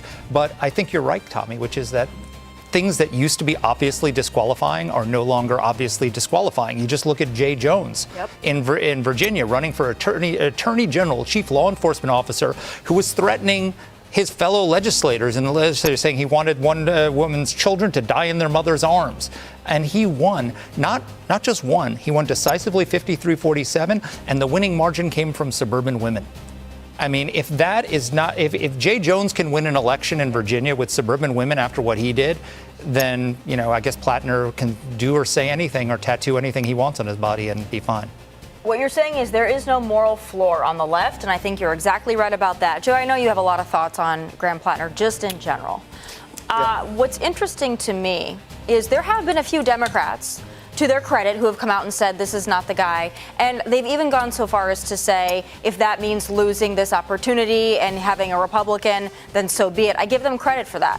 But Democrats, by and large, we just saw the clips there. They're still standing by him. They're using the same thing that they said about Jay Jones about, oh, well, he's got questions to answer. All right. Just to do the little fact checking, Tommy Lauren's on the screen. What a gorgeous girl. Debbie's in the chat for a woman who looks like a woman. Who is it? Was it Ben who said something that all right. Let me just give you a little clarification. So who was the judge? Actually, even was it a judge? That's a question. The official who released DeCarlos Brown was Mecklenburg magistrate Teresa Stokes. And she is a magistrate judge in Charlotte, North Carolina, whose judicial appointment and background tie her to the Democratic Party. And who is that DeCarlos Brown? That's the dude who put that sharp thing into the neck of a beautiful Ukrainian woman inside a bus when everyone just looked. So back to Teresa Stokes. She was not an elected Democrat or Republican judge. She was an appointed magistrate, but the decision was catastrophic. A repeat offender with serious mental health red flags was released on a written promise to appear, and months later, Irina Zarutska was found extinguished. The real issue is not just party label, allegedly. It's whether the court system had the courage and tools to keep a dangerous, unstable repeat offender off the street. Let's see. Do you think that appointed magistrate Teresa Stokes would make the same decision if she had to share a bunk bed in the same room as DeCarlos Brown? Would she say, oh yeah, that's fine, repeat offender, he's safe, let him sleep in the same room as me, we'll share bunk beds, we'll just decide, who goes on the bottom bunk bed, who goes on the top bunk bed. There you go. But they're not saying that anything that he's done is disqualifying or would qualify him to be in the position that he's running. Sean Swifty says, are you a believer? Yes, 100%. Are you a believer? And if you're not, the Lord loves you. Yeah, I'm going to do this backwards. Stick with me for just 1 second. So go through this list. So the Nazi tattoo, it was a skull and crossbones tattoo. And had I not gone to college, if I'd have just gotten out of the Marine Corps, I would have never known that that was a Nazi tattoo.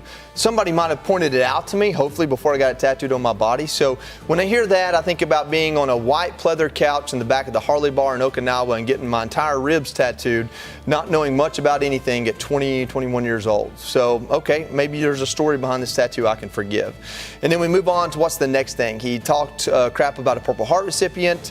Then I find out there's a whole Facebook group dedicated to criticizing this Purple Heart recipient because of how he earned it and the thing, disobeying orders and all this. I don't know if it's true or not, but okay, I can see getting into one of those Facebook groups and saying this guy's an idiot. Don't know I'd say what Grahm said, but I also have buddies that say ridiculous things in dark humor in small circles. That's different than publicly.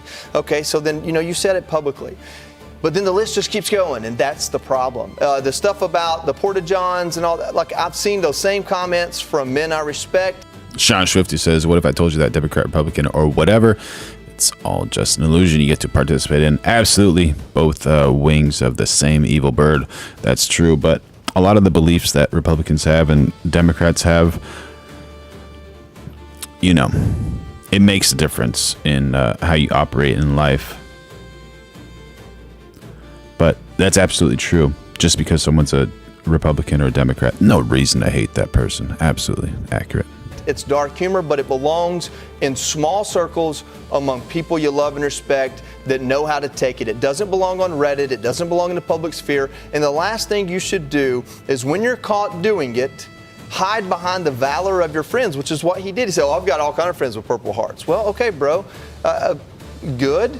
That's like that doesn't excuse you from your bad behavior. You got to. Someone was asking about what are some good Republican-backed programs. We got the Opportunity Zones, and let me know which one you want to hear more about.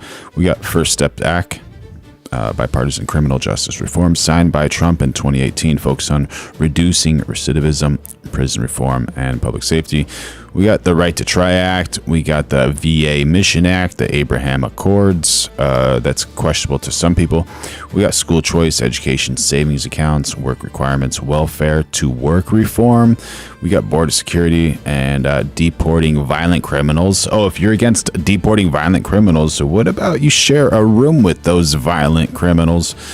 We got energy independence. We got tax simplification, a lower business burden. Which one do you like the most? Own up to it. If you're going to be... And by the way, we're going live every day of 2026. Make sure you like, subscribe, turn on those notifications, become a member, throw in a super chat if you want. Be the guy who campaigns on the fact that you had PTSD or you have PTSD and that shouldn't be disqualifying, then you have to own up to what that means. And what that means is you were in a bad place, you got to a better place. If you hadn't got to a better place, you don't need to be... W's in the chat for Peterman. 8848 saying, watch the Andrew Callahan interview, then response. All right. Thank you so much. Veronica, come over here. Tell Peterman how important he is. Thank you for your support. I love you. Wishing you and your family the best. There you go. Go on and do your push-ups, girl. All right.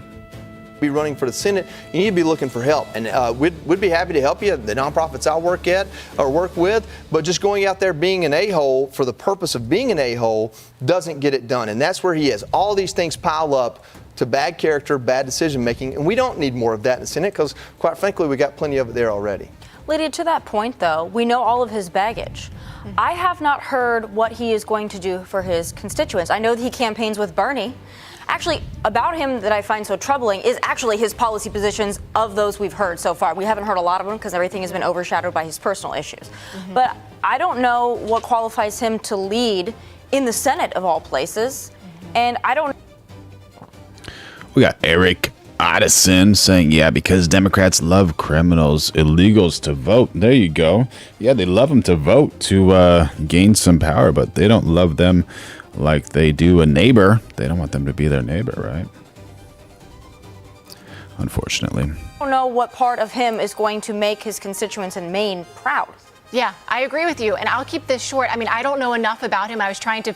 No, don't worry about it. Keep it long, girl. Keep it long. Figure out what he actually stands for, and what stands out more are all the things that we do know about and which are extremely troubling. I find it troubling that his wife has to come out here on social media and offer some type of defense for him. Why she's in that position, I don't know. We clearly reached out to his office, as you just read in the intro. He has had the opportunity to explain this for himself, and why he's not saying anything, I think speaks volumes. There might be a lot more to come. Be sure to like and subscribe for all the Fox News. Might be a lot more, huh?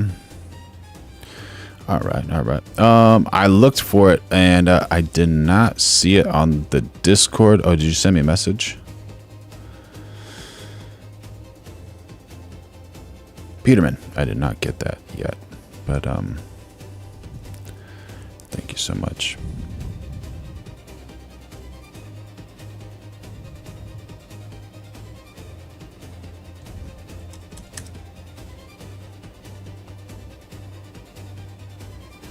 U.S. blockade strikes ship in Strait of Hormuz. My goodness, the U.S. blockade. Increasing the heat in the Strait of Hormuz. Is it going to be called the Strait of Trump soon? He's in no hurry to make a deal with Iran. That message to Fox as he weighs a proposal to restart peace talks. And here at home, he has a new plan to mark America's 250th birthday. Alex Hogan is following it all closely from the White House. Alex. Hi, Brian. New reports that President Trump W's in the chat for a woman who looks like an actual woman. Submitted tougher terms to Iran for the framework of this peace deal. We have reached out to the White House. There's been no reaction Do it, oi, do it. Take pictures or it didn't happen. From them about those reports just yet. But President Trump, in a sit-down interview, did underscore his two non-negotiables, the Strait of Hormuz and Iran's nuclear capabilities. We're making a great deal. We're going to make it a great deal. Or we'll just go back and finish it off militarily. So again, the White House not ruling out military action if there is no deal. And now some Republicans say even today that Washington has time on its side. Well, I was just on the phone early this morning with senior administration officials. I think that they have all the time in the world, if you think about it, because they have absolutely devastated the Iranian Navy, the Iranian Air Force. We have complete control over the skies. They've devastated their defense industrial base. Although Democrats argue that this continued conflict is creating a completely different reality for Iran. Iran is stronger than they were 90 days ago before this war because they've used their cheap and lethal drones not just to close the Strait of Hormuz, but to attack our partners and allies in the region. Iran's top negotiator today says no agreement will be reached until Iran's rights are secured and that they won't believe any promises, only action. Now, back here at the White House, the president is currently at his golf club in Virginia. Peterman, I just sent you that. That's the Discord link. You could send me the videos there, and then I can look them up here so I get the accurate videos that you want me to look at.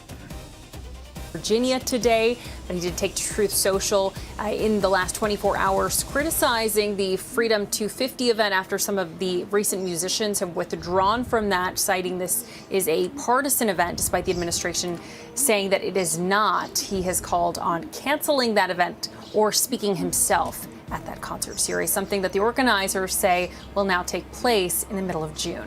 Brian. Our Alex Hogan live at the White House. Alex, thank you. Well done, Alex Hogan. Now to the crucial Strait of Hormuz, where the U.S. military fired a missile into the engine room of a Gambian-flagged cargo ship yesterday. That vessel tried to break the blockade and sail towards Iran. Max Gordon is live in Tel Aviv with more on that. Max. Hey, Brian. According to CENTCOM, U.S. military forces issued 20 warnings to that ship, but it failed to stop. So a U.S. military aircraft fired that Hellfire missile into the ship's engine room, disabling it. This is the fifth commercial vessel disabled by the U.S. military as it enforces a blockade of Iran's ports. 116 other ships have been turned away. And while a ceasefire... Thank you, Tilt. There you go. I think a lot of people agree with you. With Iran remains in effect. A peace deal that would open the strait back up still remains in limbo. I'm in no hurry. I'd like to say I'm in a hurry because, you know, gasoline prices are going to come tumbling down. But if you're going to be in a hurry, you're not going to make a good deal. And slowly but surely, we're getting, I think, what we want. And if we don't get what we want, we're going to end it a different way. How good do you think POTUS, President Donald Trump, is at negotiating? Does he deserve credit, and does he deserve more credit or less credit? Hopefully he's doing the right thing, right? We gotta hope and believe that he's doing the right thing. By the way, we're going live every day of 2026. Make sure you like, subscribe, turn on those notifications, become a member, throw in a super chat if you want. Meanwhile, Israel continues its campaign against Iranian-backed Hezbollah militants in southern Lebanon. The Israeli military announcing that they've pushed farther into Lebanon than they have in 26 years, crossing the Litani River and capturing a historic Crusades-era castle along a strategic high ground known as Beaufort Ridge. Israeli troops previously captured the castle in 1982 and held it until they withdrew from Lebanon in 2000. I instructed the IDF to expand the maneuver in Lebanon. Our forces have crossed the Litani. They have seized dominant terrain. They captured the Beaufort Ridge, and now my instruction is to deepen and expand our hold in places that were under Hezbollah control. Israel says that since the current ceasefire with Lebanon began, they've killed 900 Hezbollah fighters. This latest push into southern Lebanon comes days before the next round of talks between Israel and Lebanon at the State Department. Meanwhile, Iranian leaders say that any sort of peace agreement must include a ceasefire and an end to aggression in southern Lebanon. Israel's latest actions could complicate any further peace process. Brian, back to you. Yeah, no doubt about that. Max Gordon live in Tel Aviv. Yep. Max, thank you.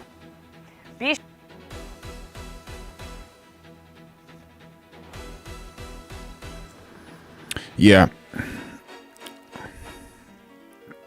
Now I'm just curious the reason Lebanon just doesn't. That's a tricky puzzle. You can't say like, oh, Lebanon, take out Hezbollah, because Hezbollah was allegedly built there just to protect Lebanon, but definitely want peace in between Israel and Lebanon, and Israel and Iran and United States, and big funny puzzle. Big funny puzzle. I think we'll figure it out.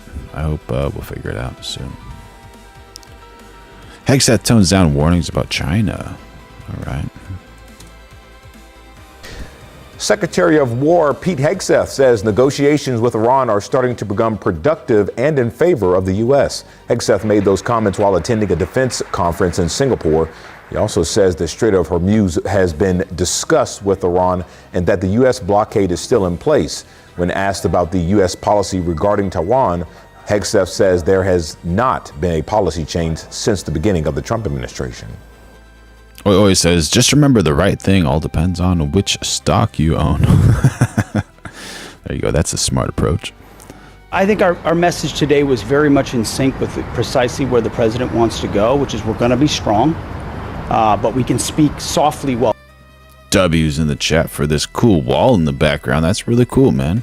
Nice spacious wall with some airflow, some gates in the middle, but some privacy, not too much privacy. Very cool architecture. While carrying that big stick, and be very clear about the fact that there are places where we can work together with China. We respect their ambitions. We got Damage saying he deserves more credit than he's getting. Absolutely. I think a lot of people agree with you. Now we'll continue to follow this story and keep you posted both on air and online. About the fact.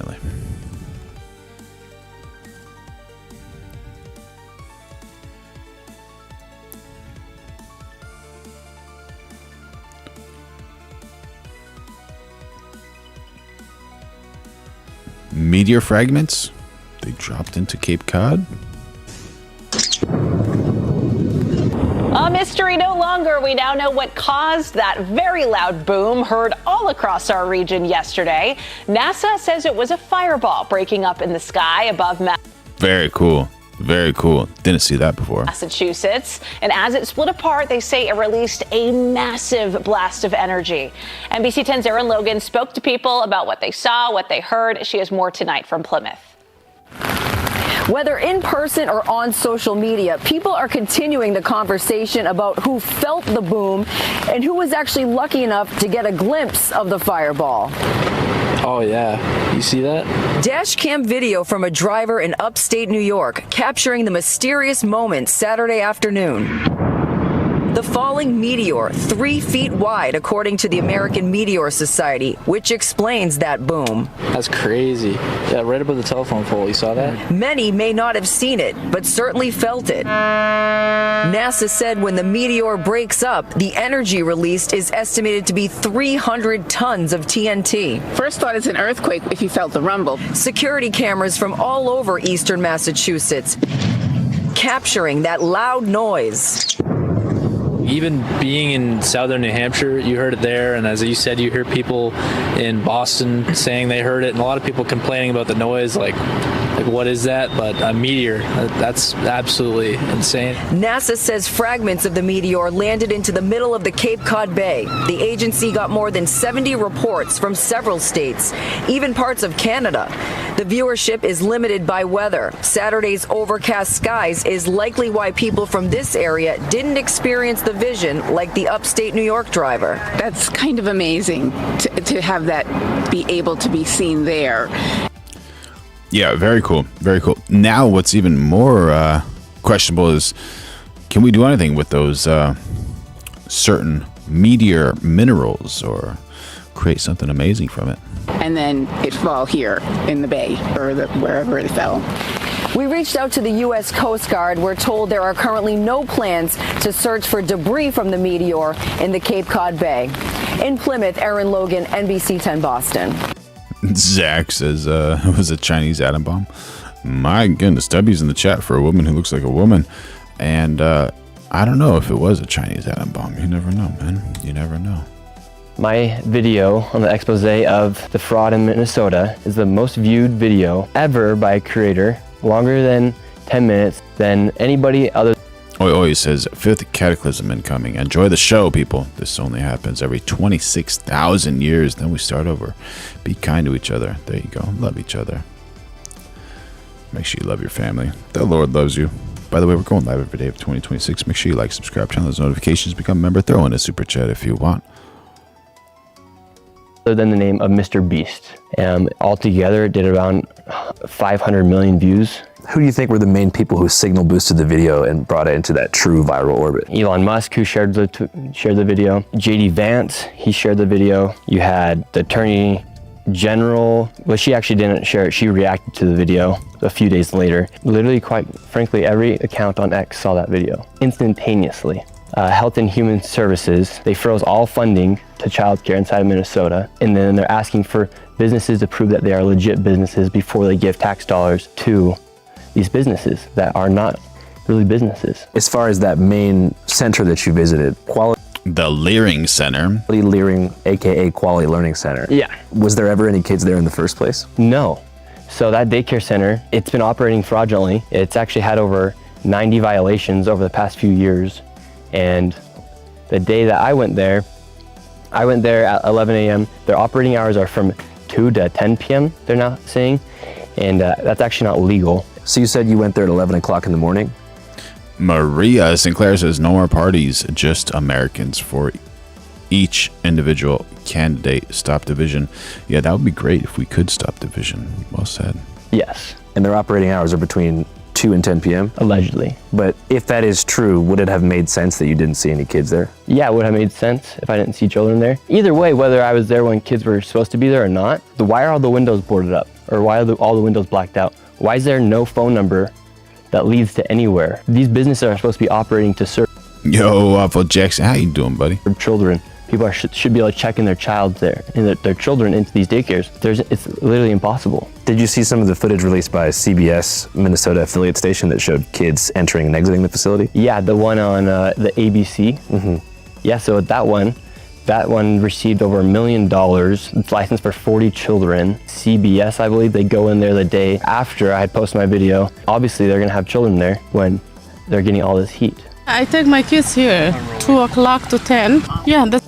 Todd in Minnesota says, I went there to the Leering Center. How was it, bro? Do you have any photos or videos you can share?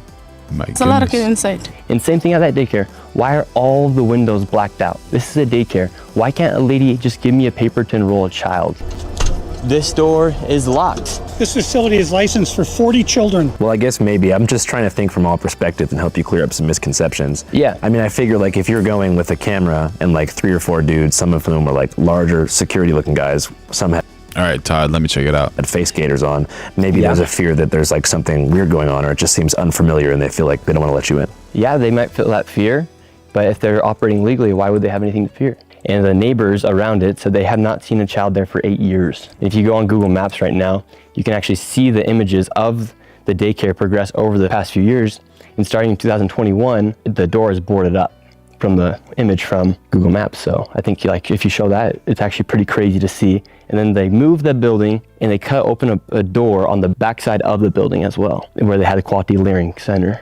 One man's been living there since 2017, hasn't seen a single child. And when I go and post my video on X, a lot of people were saying, well, Nick, you went during winter break. Well, actually I went December 16th, school was still in session, so kids should still be going to daycare. The following days after the video then goes viral and gets over 100 million views, they have a person come out and he says, no, we're open. I'm the manager, I'm the son of the owners, we're open. At that same time, simultaneously, the lady who's in charge, the commissioner.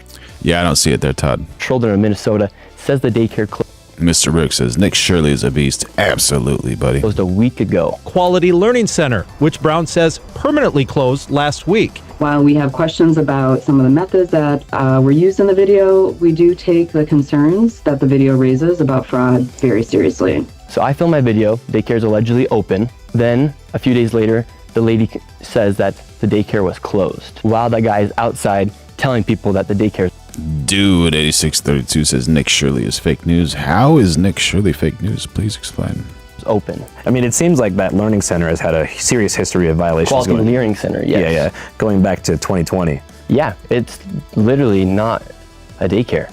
But how could they have violations related to childcare if there was no kids there? Yeah, the way they're operating inside of there, they had the violations.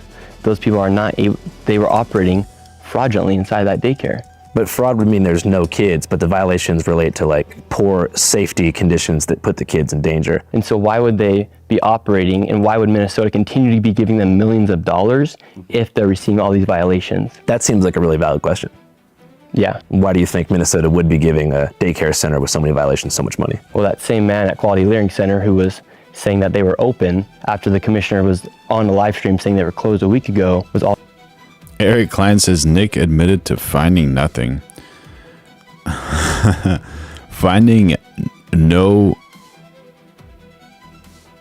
children in the children's center? What are you talking about? What are you talking about exactly?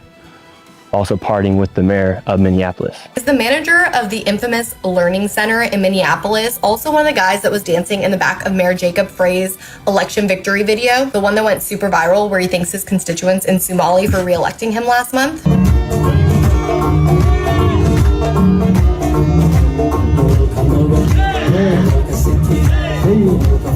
So you feel like there's kind of like some nonprofit industrial complex type of deal happening?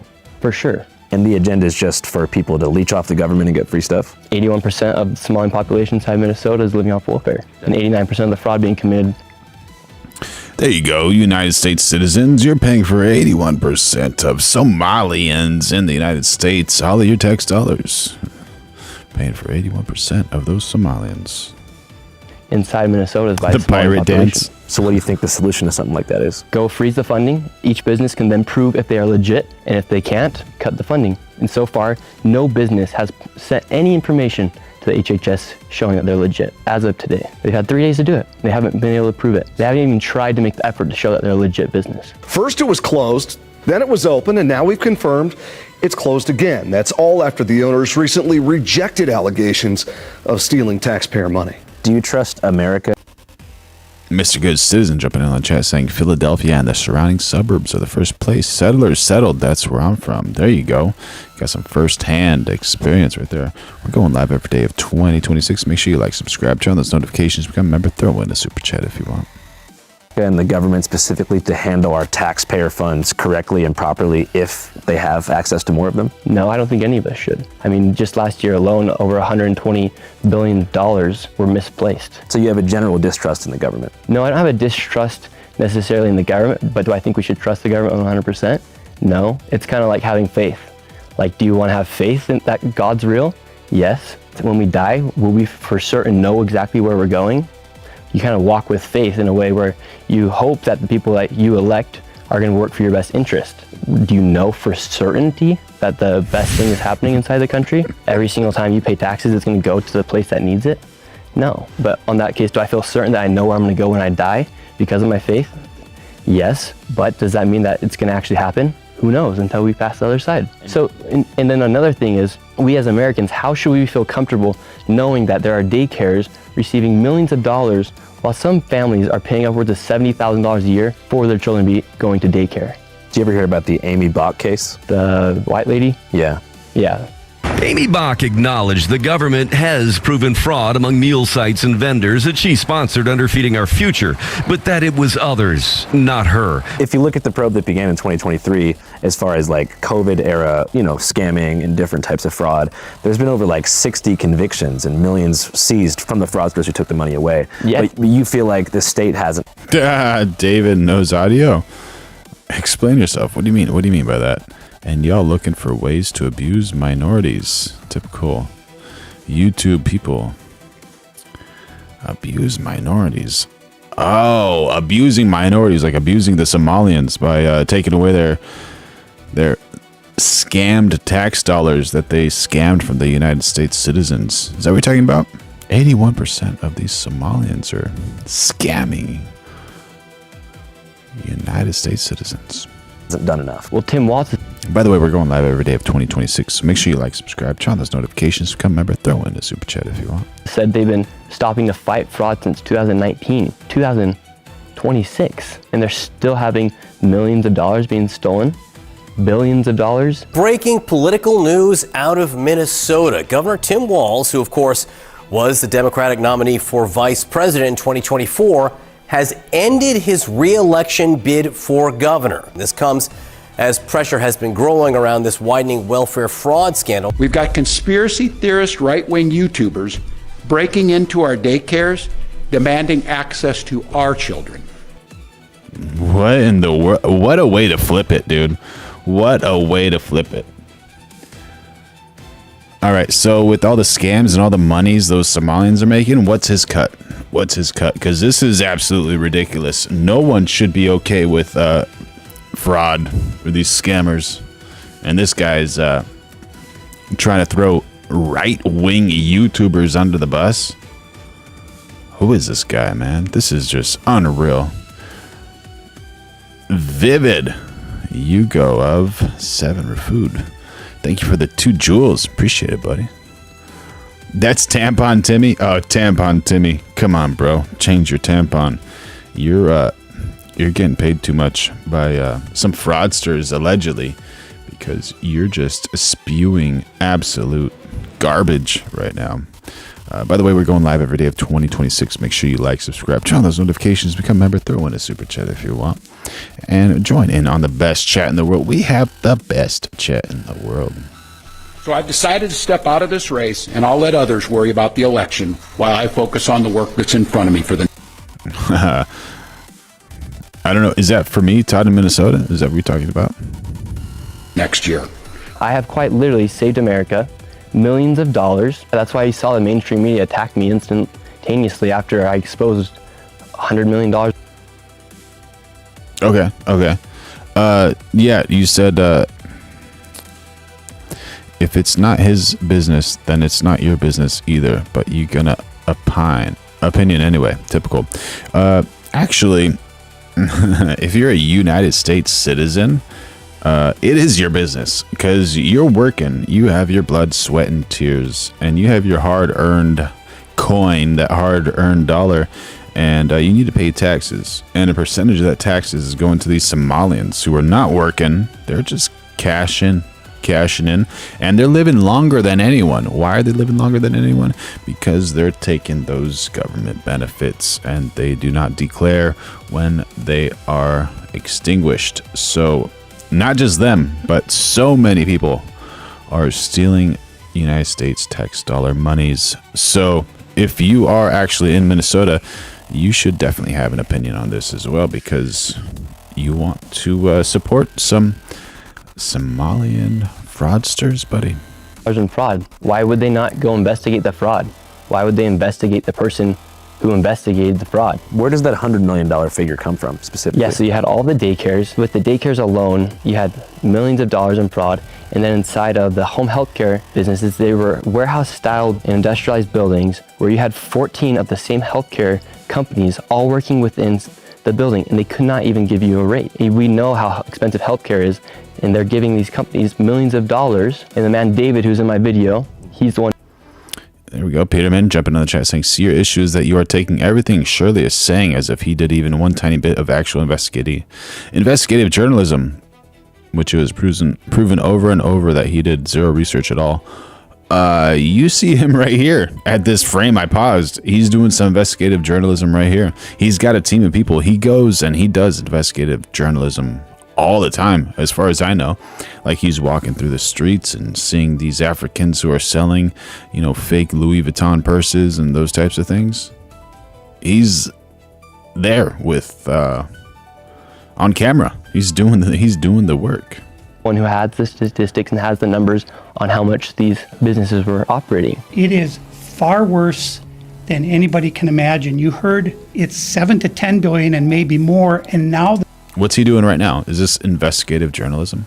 The numbers have been revised and put out there publicly that they think it's more like 8 billion. How did you come into contact with David? He just messaged me on Instagram, and he said, Nick, I have the information about the fraud taking place here inside Minnesota. I've been looking into it for years. I have somebody from inside the Capitol who has given me the numbers of CCAP funding. I've been trying for years to expose this fraud. Nobody will listen to me.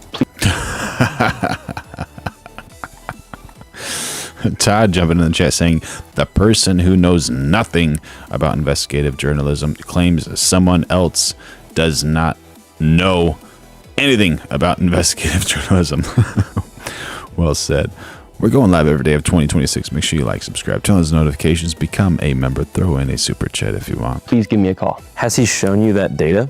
Yeah, that's what's inside the video. When you see the video and the screenshots of the CCAP funding, that's all straight from the Capitol of Minnesota. So who is David's source? David's source, he has somebody inside the Capitol. And you don't know and who it is? that's public information as well. Who is it? Who is the person's name? Yeah. The lady's name, I did not work with her. However, the information that was provided, I can't tell you her name right now, but I could find it on X but she's also inside the government there inside Minnesota. But you like fact checked all that and you looked it all up? Yeah, David, all those numbers are straight from the Capitol. So a couple days ago, Minnesota State Representative Lisa DeMuth said that her Republican caucus had been, quote, working with you ahead of your coverage. How do you respond to that? Yeah, I had no idea who she was. Our caucus has been working to expose fraud for years, including working with Nick Shirley. Minnesota House GOP More power to this woman. Yeah. leaders say they provided the YouTuber with information in the now viral video. So you feel like she's just clout chasing? Yeah, that's what I literally put in the reply in the tweet. Her campaign freaked out when I tweeted that. That's the lady who I was. Nick Shirley says, this is completely false. I have no idea who this lady is. She is lying to make herself look good for her campaign. Shame on her. Oh, jeez. Oh, jeez. I was referring to earlier in this interview. So her staff was the people that David had received the information from because David reached out, and she works inside the government. So she did actually a good job by doing what she's supposed to do by serving the people and giving that information. Yeah, it says that Harry Niska, a Republican representative who's a staffer for her, was the one who gave the intel to David. Yeah, that probably sounds about right. But good on her for actually caring about fraud. Fraud's been taking place for years. And it's really affected the city on that. Eric Klein says he's a shill being paid to race bait. What do you mean he's a shill? And how? He's getting paid to race bait?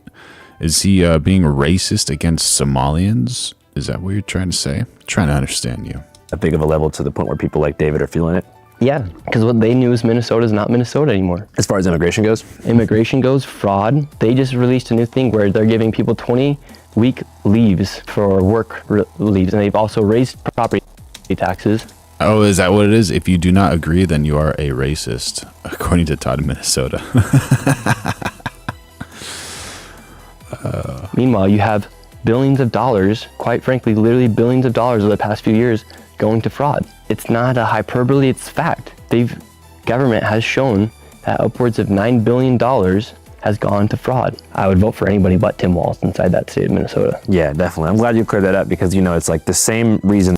Muskoka says, stuff he found, what he found, who cares, and what motive. Bottom line is, we were stolen from in the tune of billions. Absolutely. Absolutely. That people lost trust in traditional media is because they felt like there was no barrier between the establishment and, you know, corporate news pundits. And they felt like CNN was an arm of the Democratic Party and then Fox was an arm of the conservative wing. So the fear now that I've thought about before, and I'm not saying this is happening, it will probably take like 5 to 10 years, is that somehow the political powers that be figure out how to use the independent creator economy like on a sleeper cell level to do their bidding for them. Yeah, that could happen. Like with influencer contracts and stuff like that. Yeah, you saw the DNC do that. All the people that are out talking against me, a lot of them have cut checks from the DNC. Through like a paid influencer program? Yeah, and it's public. Would you ever agree to? We got David Knows Audio says, but gaslighting people is kind of what you do. I've watched you ignore the answer several times for the sake of saying something that can only mislead your base. We got a emoji for gaslighting. That's your emoji for gaslighting. That's for members. But explain to me what you mean by ignoring the answer several times. Would like to know. We're going live every day of 2026. Make sure you like, subscribe, turn on those notifications, become a member, throw in a super chat if you want. Agree to something like that? No, never. Hell yeah. Like, why? I don't need it. I make enough money doing my videos off YouTube, and the people that support me, like, why would I ever turn against their best interest? And you mentioned that the mainstream media has kind of been attacking you since this video did its rounds. What are some of the things they've said? Like, what's their main point of attack? Yeah, if you listen every single time they bring up Nick Shirley on these news sites or the internet or on their TV, they'll say right-wing YouTuber, MAGA YouTuber, conservative. It's never journalist Nick Shirley. It's right-wing journalist Nick Shirley. Yeah. MAGA influencer Nick Shirley. Yeah. So it's just another way to go after a Trump person, allegedly, right? Interviewed Hunter Biden. They did a RV YouTuber was the one they would. BPD Bob jumping in the chat saying the Leering centers are scams. Yes, if they added an N into that and actually taught individuals, then it would be the Learning Center, and it would not be a scam if they taught individuals, but no one shows up, and it is the Leering Center. So yes, it is a scam, a fraud. Used for all like which actually sounds pretty cool. Like I'd want to be that, but I'm not that. And then like a liberal podcaster, and that in the Atlantic said Gen Z influencer. So yeah, it's just like they're so mad that we have the opportunity, people like me and you, to upload a video and to get more views than them. Essentially, we're a threat to their entire industry. That's why they hate us. That's why they will never give us credit. And so when they see me doing what I'm doing, when they see me get more views than they will get onto their website for the whole entire year on one single video, yeah, it's going to make a lot of people mad. So-called evidence comes from a man who has posted anti-Muslim and anti-immigrant content in the past. CNN's Whitney Wild speaks to the man. Machiavelli, let me know if you have any proof behind that. Yo, Barry Mack, how you doing, buddy? And behind that video and takes a look at his claims. We're from CNN. Waffle Jackson says, hey, Eric, he dodged the cult of wokeism. There you go, buddy. Can we talk to you? This is MAGA YouTuber Nick Shirley. Yeah, so going back to the first time we met, so what do you remember about that first interaction? I had just started making YouTube videos again, and I was all by myself. You were going to Amfest, so was I. I was going to interview people about what's happening here inside the country, and I thought I had no idea exactly what I was walking into. I just knew there was going to be a lot of people to interview about what was happening inside the country. I thought it was like called America Fest, so I had no idea what Turning Point was. I had no idea who Charlie Kirk was at that time. It was funny because I'd watched you before on All Gas No Brakes, and you're always in that beige suit, just moving around and doing. Mr. Goose says liberalism, cult, the destroyer of all societies. Your videos, and so I was like stoked to see. It was great meeting you. Yeah, I remember I first saw you, and you were setting up a tripod, and I was like, "Yo, what should I do?" And you told me, you were like, "You should go cover the border." And I told you, I was like, "I want to go to Nogales to cover it," and you were like, "No, you should go to Lukeville." Yeah. So you were the one who actually sent me in the right direction to do. Yeah, those you interviews. actually said, not just investigative journalism, another inspiring man that helps other investigative journalists. What a champion. What a champion. "Hey, can I get that information?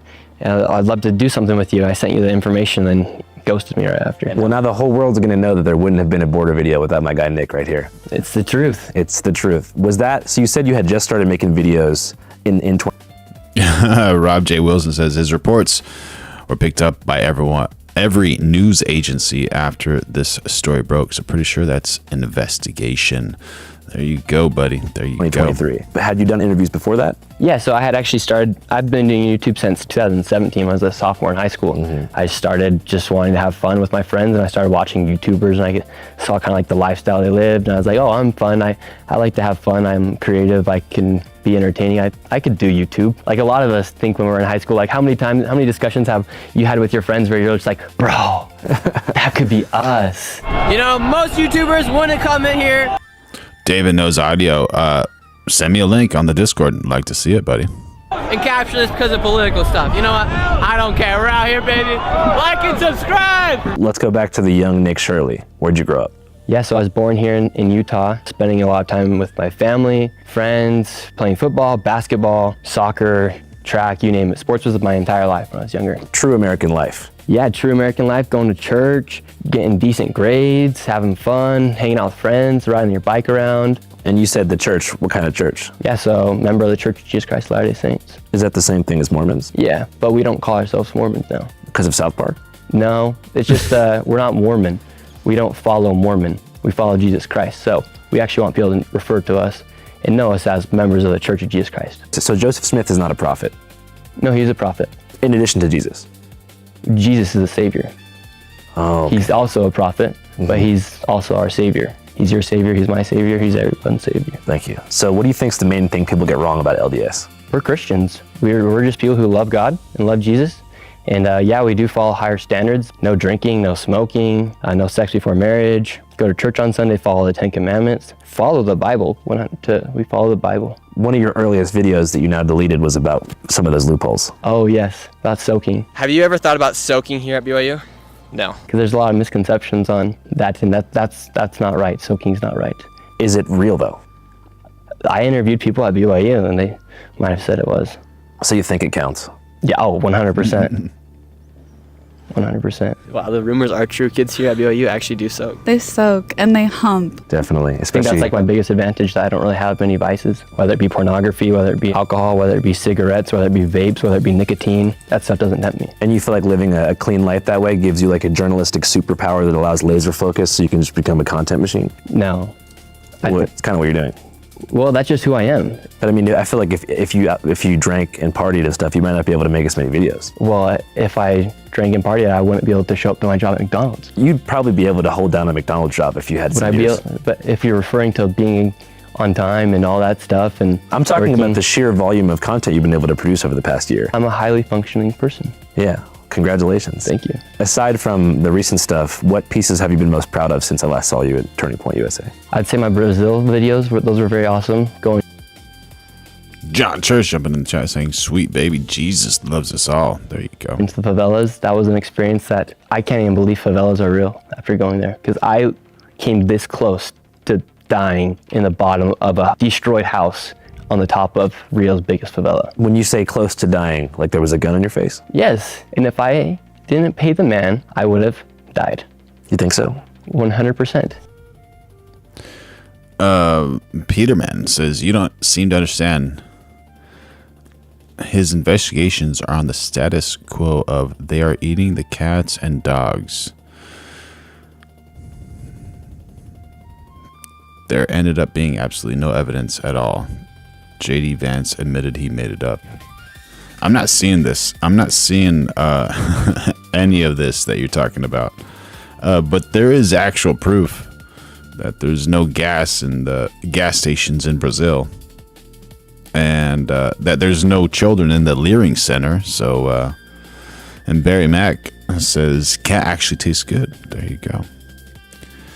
Oi jumps in the chat saying, when I lived in the U.S., they knocked on my door on a Saturday at 7 a.m. I answered the door. Never mind. Can't. Você dá-lhe uma olhada que você vai ver que aqui não tem trégua. Oh, wow, this is heavy. É, aqui, entendeu? Não há paz. Sim. Paz para a polícia, fogo. That guy, after I interviewed him, he got beat up by the gang leader and kicked out of the favela for letting me interview him. Some other unknown, or perhaps known by some, Nick Shirley lores that you've met deceased rapper YBC Duel. Yes, I did meet him. It was Brandon Buckingham. Yeah. I had no idea who he was. A special guest right here. Oh, we got a special guest No, too. listen, Talk to us. this is Nick Shirley from Salt Lake City, Utah. The Latter-day Saints, the Mormons. You ever heard of the Mormons? This is the first Mormon, the first Church of Latter-day Saint member ever to be out here in Philly like this. Just like that. Just like that. And he feet on land. Look at his sneaks though. Yeah, so that was an equally, I would say, or similarly dangerous Yeah, scenario. no, I'd say the America hoods are about just as dangerous as the favelas. For instance, Chicago, you have armed militias walking around Chicago as well. Same within Philly. Think about how many young people are dying because of gang violence. Like, I loved your video you did in Baltimore about them kind of combating that and showing that like community really can make a difference and people really need to be looking out for one another because it's not worth dying for. So going back to high school, right? So you said that after high school you went on a mission trip, right? Yeah. Where to?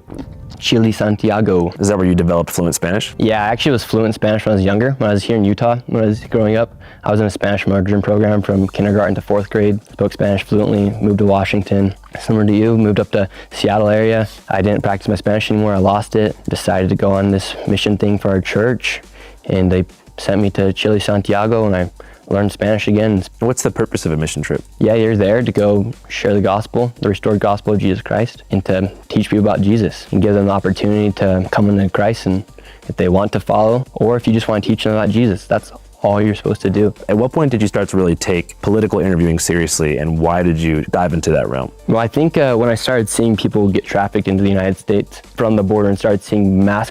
That's right, Waffle Jackson jumping in the chat saying Nick puts in the work. He definitely does, man. He definitely does. BPT Bob says, God forbid someone be religious. Yeah. You know, that's people always try to go against faith and things that help people. And what was it? Lord, don't be angry at them, for they know not what they do, or something like that. Yeah. I guess when they haven't witnessed like the Lord's help in their life, and they're kind of against it, you know. But life is life. It all takes time. Corruption with inside the government. I just like couldn't believe that I met somebody at the border. She gives me her WhatsApp, and the next day she texts me and she's in New York City. I was like, how is this happening? How are people just being trafficked around the country? How are little kids just coming over here? How's there a 15-year-old girl, or I think she was 17-year-old girl from Dominican Republic, all by herself? How are people doing this, and how's the government enabling this to happen? I remember going to the border for the first time, and I saw migrants coming over the border. I'm like, oh my gosh, what's going on? Like, shouldn't they be running away? Wasn't Governor Abbott the one transporting people from the Texas border to New York City? Yes. So you feel like there was mismanagement of the border? Just so you know, the Lord loves you. Border on a executive Biden level and a state level. Yeah.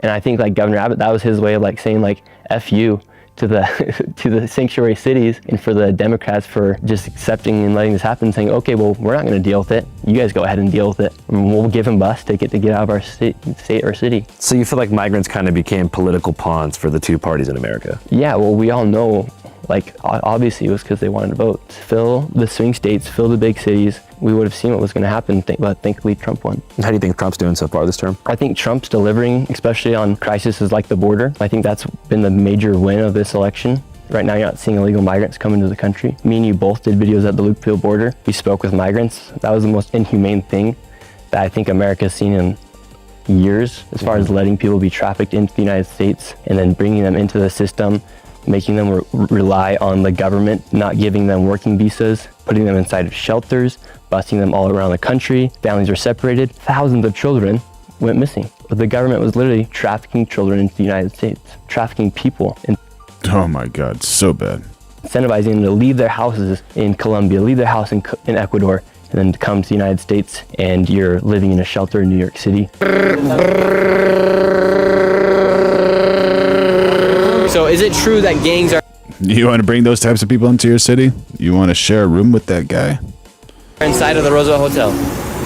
This is me confronting a group of Venezuelan migrants who are potentially dangerous gang members of the gang Tren de Aragua outside of the Roosevelt Hotel in New York City. Most of these migrants, they came here, they thought life would be good, and they end up getting put inside the shelter and became essentially slaves to the system in a way, where they're relying on the state to give them money, they're relying on the state for housing, they're relying on the state to give them a work permit to be able to work. Like, that's not right. That's pretty mean if you ask me. Well, I suppose the reason they hopped the border in the first place because the immigration system is so backed up, right? Well, yeah, there's... Maria Sinclair dropping some lines. Major issues with immigration here inside the United States, but you just can't walk into the country and think that you're going to be treated just like a law-abiding, tax-paying citizen. Oh, Eric Klein talking about only country democracy without universal health care. Eric, you want to go to Cuba? Try to get some universal health care in Cuba? Or maybe China? You want to go to China, get some universal health care over there in China? Who was filming most of your stuff back then? Me, myself, and then I also bring my mom with me. Definitely. She's like a producer on the channel, kind of. So they're coming right now because it is an opportunity for them to come, and they are taking that opportunity, and they're coming here. He said Cuba has the best healthcare on earth. David knows audio. That's inaccurate.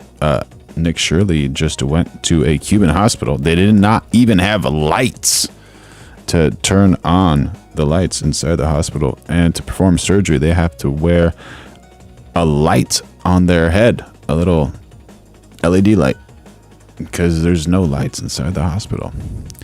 And you got to wait in line. Big line. Here. And Nick and I wanted to show, because all of America, we just If I'm wrong, send me the data. I'm happy to check the data. sit home and watch this on our TV and get angry with it. And we wanted to show like what is truly happening. We have been there. Did she have any kind of career in content creation prior to you guys working together? She actually went to school for journalism and to be a broadcast here. Did she have a hand in your decision to really like start taking things more seriously as far as political coverage? No, actually, she didn't really believe in like anything I thought politically. But as you know, during like 2020, for instance, I couldn't, on my channel, I couldn't put Trump's name in a title or a thumbnail without the video being demonetized. And so there was no incentive to actually...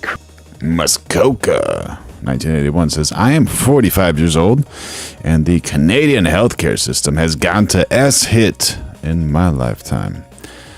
There you go. Thank you for the chat, buddy. Create political content in that time, especially if you're a smaller creator, because you couldn't get the video to be seen by anybody. And so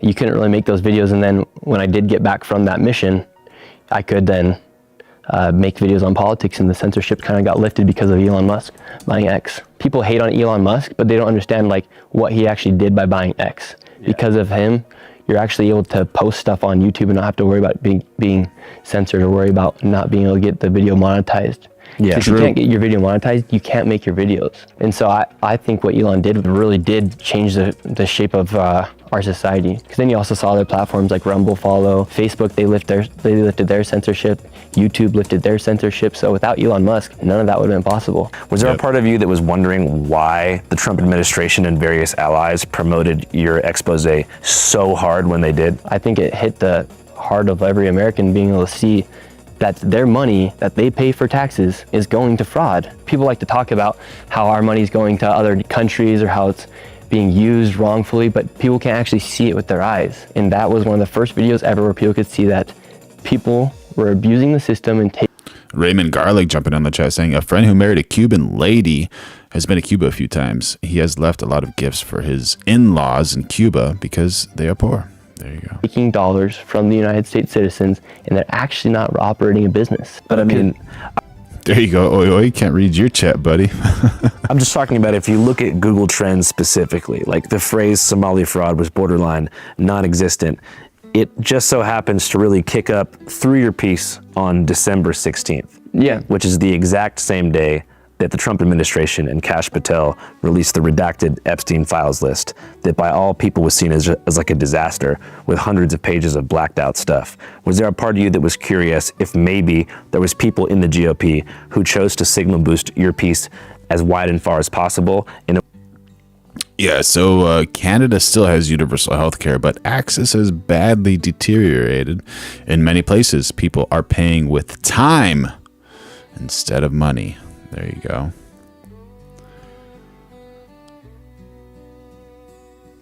Access, wait times, family doctors, emergency room pressure. Yeah. In a way to distract and move the goalpost away from that? I don't know. Like, if that was there.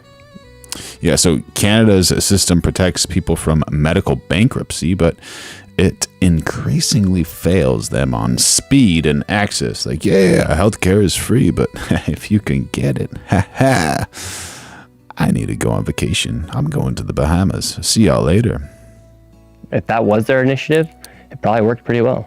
But I just posted my YouTube video, and that's the beautiful thing about the internet, is you just post and see what happens. Every week I've been uploading video. To me, that was just going to be like another YouTube upload. Like, I didn't know that it was going to be the most viewed video ever on X. You're trying to say that it was some coordinated attack to get people's eyes away from Epstein, but the majority of the traffic, it has over 600,000, I think it has over 600,000 likes. So it wasn't just Elon Musk who was sharing the video. It was everyday Americans.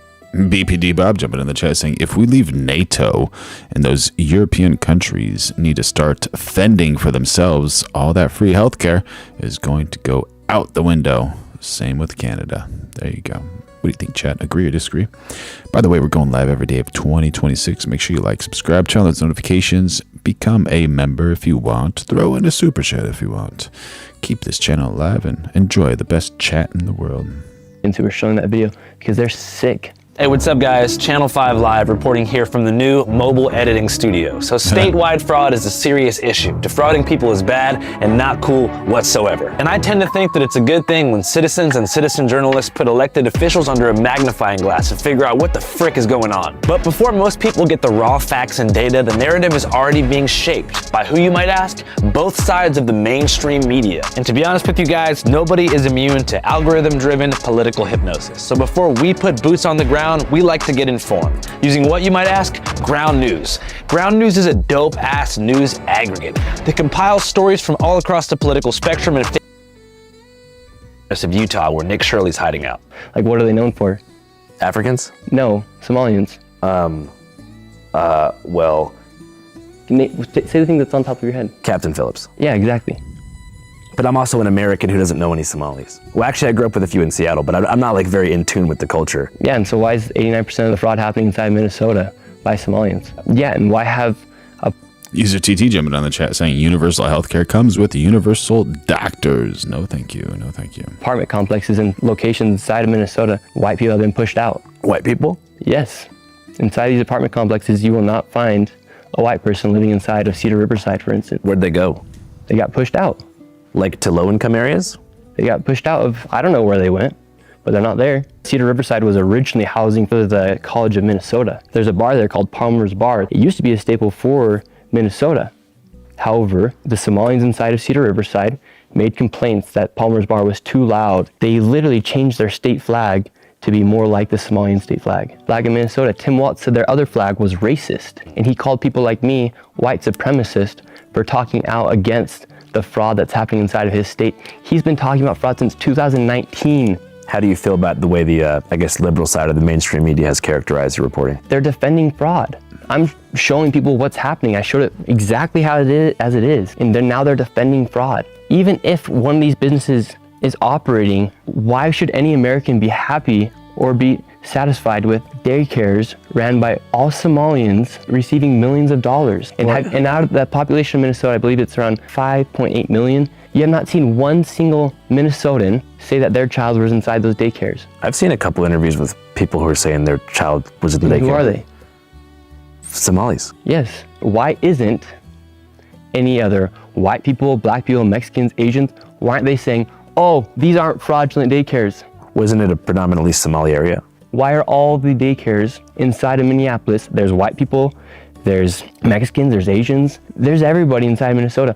In Minneapolis, how come no Other person has said, no, this daycare is legit, here's my child. I don't support our money going overseas to Israel either. I don't support our money funding Ukraine. But what I can actually see with my own eyes is the money coming here inside the United States that's being spent fraudulently.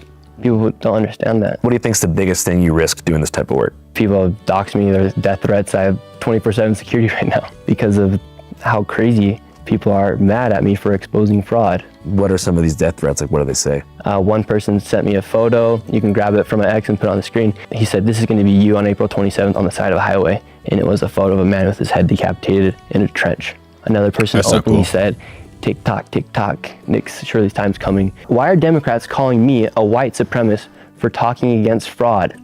I have 24/7 security with me right now because people think me exposing fraud is bad. And Young Wolf jumping in the chat saying they hate America, but they will never leave. There you go. Was that something that has kind of like deepened your perception of the left as being like super? There you go. Damage saying I'd be happy to watch his back for him. There you go.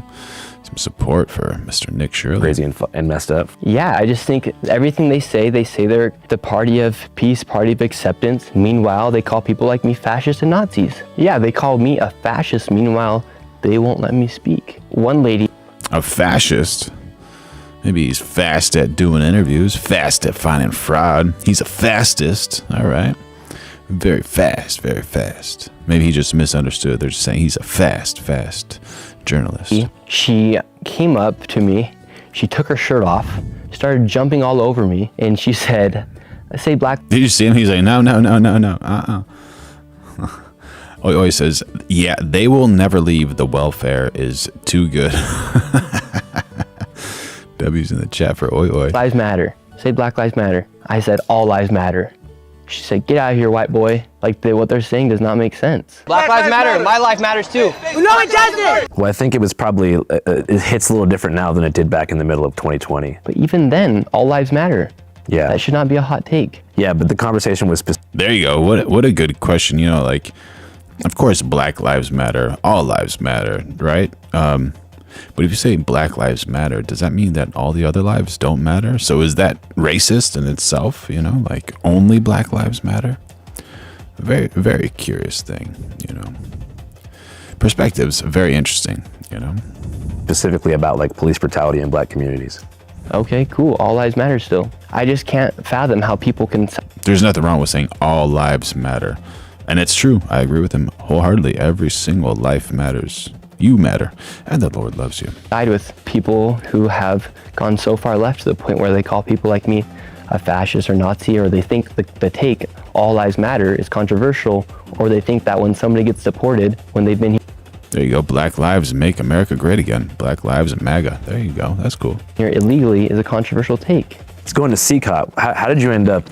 Yeah, that BLM money was also funneled and frauded, right? Down there. Yeah, so on the topic of immigration, I was doing these videos and I was seeing these cartels these caravans come through. I was like, well, I'm gonna join I'm gonna join a caravan. Like I'm gonna join in their journey. So I was looking at the map and I thought El Salvador would be like a perfect section point to go join a caravan. Yeah. It's kind of crazy idea to go join a caravan. No, it's a sick idea. At that point in time, I wanted to see what's happening with the immigration. And so I thought, okay, I'm gonna go to El Salvador. I'm gonna go speak to people. I'm gonna find a caravan and I'm gonna go from El Salvador to Mexico and make it all the way to the United States. I get to El Salvador and they're like, no, we don't have any migrants here. We just actually put all of our gangs in the prison. Like we're thriving. I had to change my plan to make a video about how one country actually solved migration to the point where they're actually having people come back to their country versus leaving. And you finally got up in there. Yeah, I'm still the only American to ever go in, and you actually asked for the contact, but I couldn't give it to you. Yeah, you know what I was thinking about, man, is like on that note, how do you think I could like build more credibility on like the more conservative side of the aisle as far as interviews go? Don't be afraid to say, what are Somalians known for? When you know the answer inside your head, but you're too afraid to say it. Well, I just don't know if it's based on a stereotype or if it's not. You know what they're known for. You said it. What, Pirates. So you're scared. I'm not scared. I just want to I'd have to go and talk to them. You had to think. I don't want to go out and say things about people if I don't know the community. I gotta go to the restaurants. But I asked you the question, what are they known for? And I knew you knew what they were. Because yeah, the Somalian pirates, some of the dirtiest and rottenest, wildest, ravenous criminals on the face of the earth. Right there. The southeast northeast edge of Africa, right? That's where those Somalian pirates are, on the opposite side of Iran and the Strait of Hormuz. Horrible, ravenous, mixing. I don't even want to tell you what they mix, what type of alcohol and D-rugs they mix while they're on these things. Yeah, those guys are horrible. Hollywood promoted Captain Phillips. I mean, what are we known for in Somalia? I don't know. Cheeseburgers? So why'd you question your thought? I'm not that smart. So you're asking how do you gain credibility and trust? Well, you say a fact for a fact. And the fact is that the first thing I think of when I think of Somalia And the fact is, what are Somalians known for? Pirating. Well, that's in Somalia. There's no pirates in America. Who's stealing all the money in Minnesota? The same as a pirate. That is piracy. Yeah. It's very similar to being a pirate. Somalian pirate. There you go. Just a different version of being a Somalian pirate. So how do you gain more trust? Well, don't be afraid to say a fact or an opinion, even when you know. I know that I'm dumb. Yes. By not saying anything about the death of Charlie Kirk as well, I thought that was pretty messed up. In a way, he's somebody just like me and you who was making videos, putting it on the internet, and then people literally killed him. But I thought that was kind of messed up of you to not publicly denounce what happened to Charlie Kirk. I did. I never saw anything on Instagram. What am I supposed to say? You never shared anything. I interviewed the guy who was debating him while it happened. And I mentioned a bunch of times that it was horrible and it represented like one of the worst pivots in American politics ever. And I didn't even watch the interview because I didn't want to watch that. Well, you should watch it. I don't want to. Why? It's historically relevant. It is historically relevant. I did lose respect for you when it felt like you went silent. Well, you should watch the video because I say some stuff in it. Okay, cool. Do you ever see a world in which independent media will overtake corporate traditional media? Well, we still have boomers and they're still watching TV, so that is a lot of their audience. But when me and you are 50, 60 years old, do I think that CNN and those companies will be able to operate at the scale that they're operating right now? I think CNN has around, I know they have more than 1,000 employees, and it took one person to expose $110 million in fraud in Minnesota. And then when he does expose it, they investigate the person who exposed the fraud versus investigating the fraud taking place. Nobody has trust in them. Their trust is at all-time low because people like me are able to go and talk to the liberal woman calling me an ICE agent outside the daycare, and also talking to the man who's lived there for 8 years who's never seen a child. It's impossible for them to do that. So you think once boomers go? Yeah, I think once boomers go and once my grandparents aren't here anymore. Which we don't want to happen, but it has to happen. Well, it's just a part of life that people will die. Yeah. But at that point, I think mainstream media will not really be a thing. So what can we do to avoid the mistakes that mainstream media made in the past? Because at one point they were quite trusted. Yeah, at one point they were quite trusted, but actually were they? Do we know that the history books are correct when only the victors write the history? And at that time they didn't have social media to combat with the information at that time? I'm just talking about like Walter Cronkite, like when there was like 2 stations and like... All right, Peterman, you say this right here encapsulates everything wrong about Shirley, and if you can't see it, I'm not sure what's wrong with you. I didn't want to watch it, but you did something wrong. I didn't want to watch it, but you did something wrong, despite the opposite. Please explain yourself, Peterman 8848.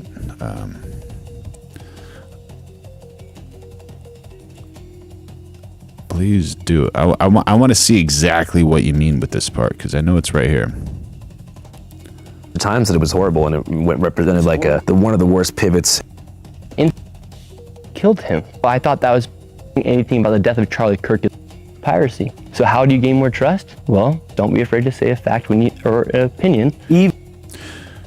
That's a great one. Don't be afraid to say the truth, a fact, or an opinion, right? Even when you know, I know that I'm dumb. Yes. By not saying anything about the death of Charlie Kirk as well, I thought that was pretty messed up. In a way, That's a good point. You know, like he's got the platform to say something about Charlie Kirk, and Charlie Kirk was an angel on earth. You might as well say it. Give some respect to Charlie Kirk. 100%. 100%. What would the liberals want to do right now? Because I said Charlie Kirk. They probably want to do this. But it's all good. Did anyone drop a super chat or become member yet? Yeah, we got like 4 super chats. Almost met our Please goal. support this channel, drop a super chat, and become a member. There you go, girl. Yeah, try to become a member and let's figure this out right here. He's somebody just like me and you who was making videos, putting it on the internet, and then people literally killed him. I thought that was kind of messed up of you to not publicly denounce what happened to Charlie Kirk. I did. Okay. I never saw anything on Instagram. What am I supposed to say? You never shared anything. I interviewed the guy who was debating him while it happened, and I mentioned a bunch of times that it was horrible, and it represented like one of the worst pivots in American politics ever. And I didn't even watch the interview because I didn't want to watch that. I didn't watch the interview because I didn't want to watch that. He didn't want to watch the interview of the man who was interviewing Charlie Kirk, who was against Charlie Kirk, which is against what Nick Shirley is most likely standing for. I don't see anything wrong with that. It's just like, you know what? He doesn't want to watch that. Not a big deal with that.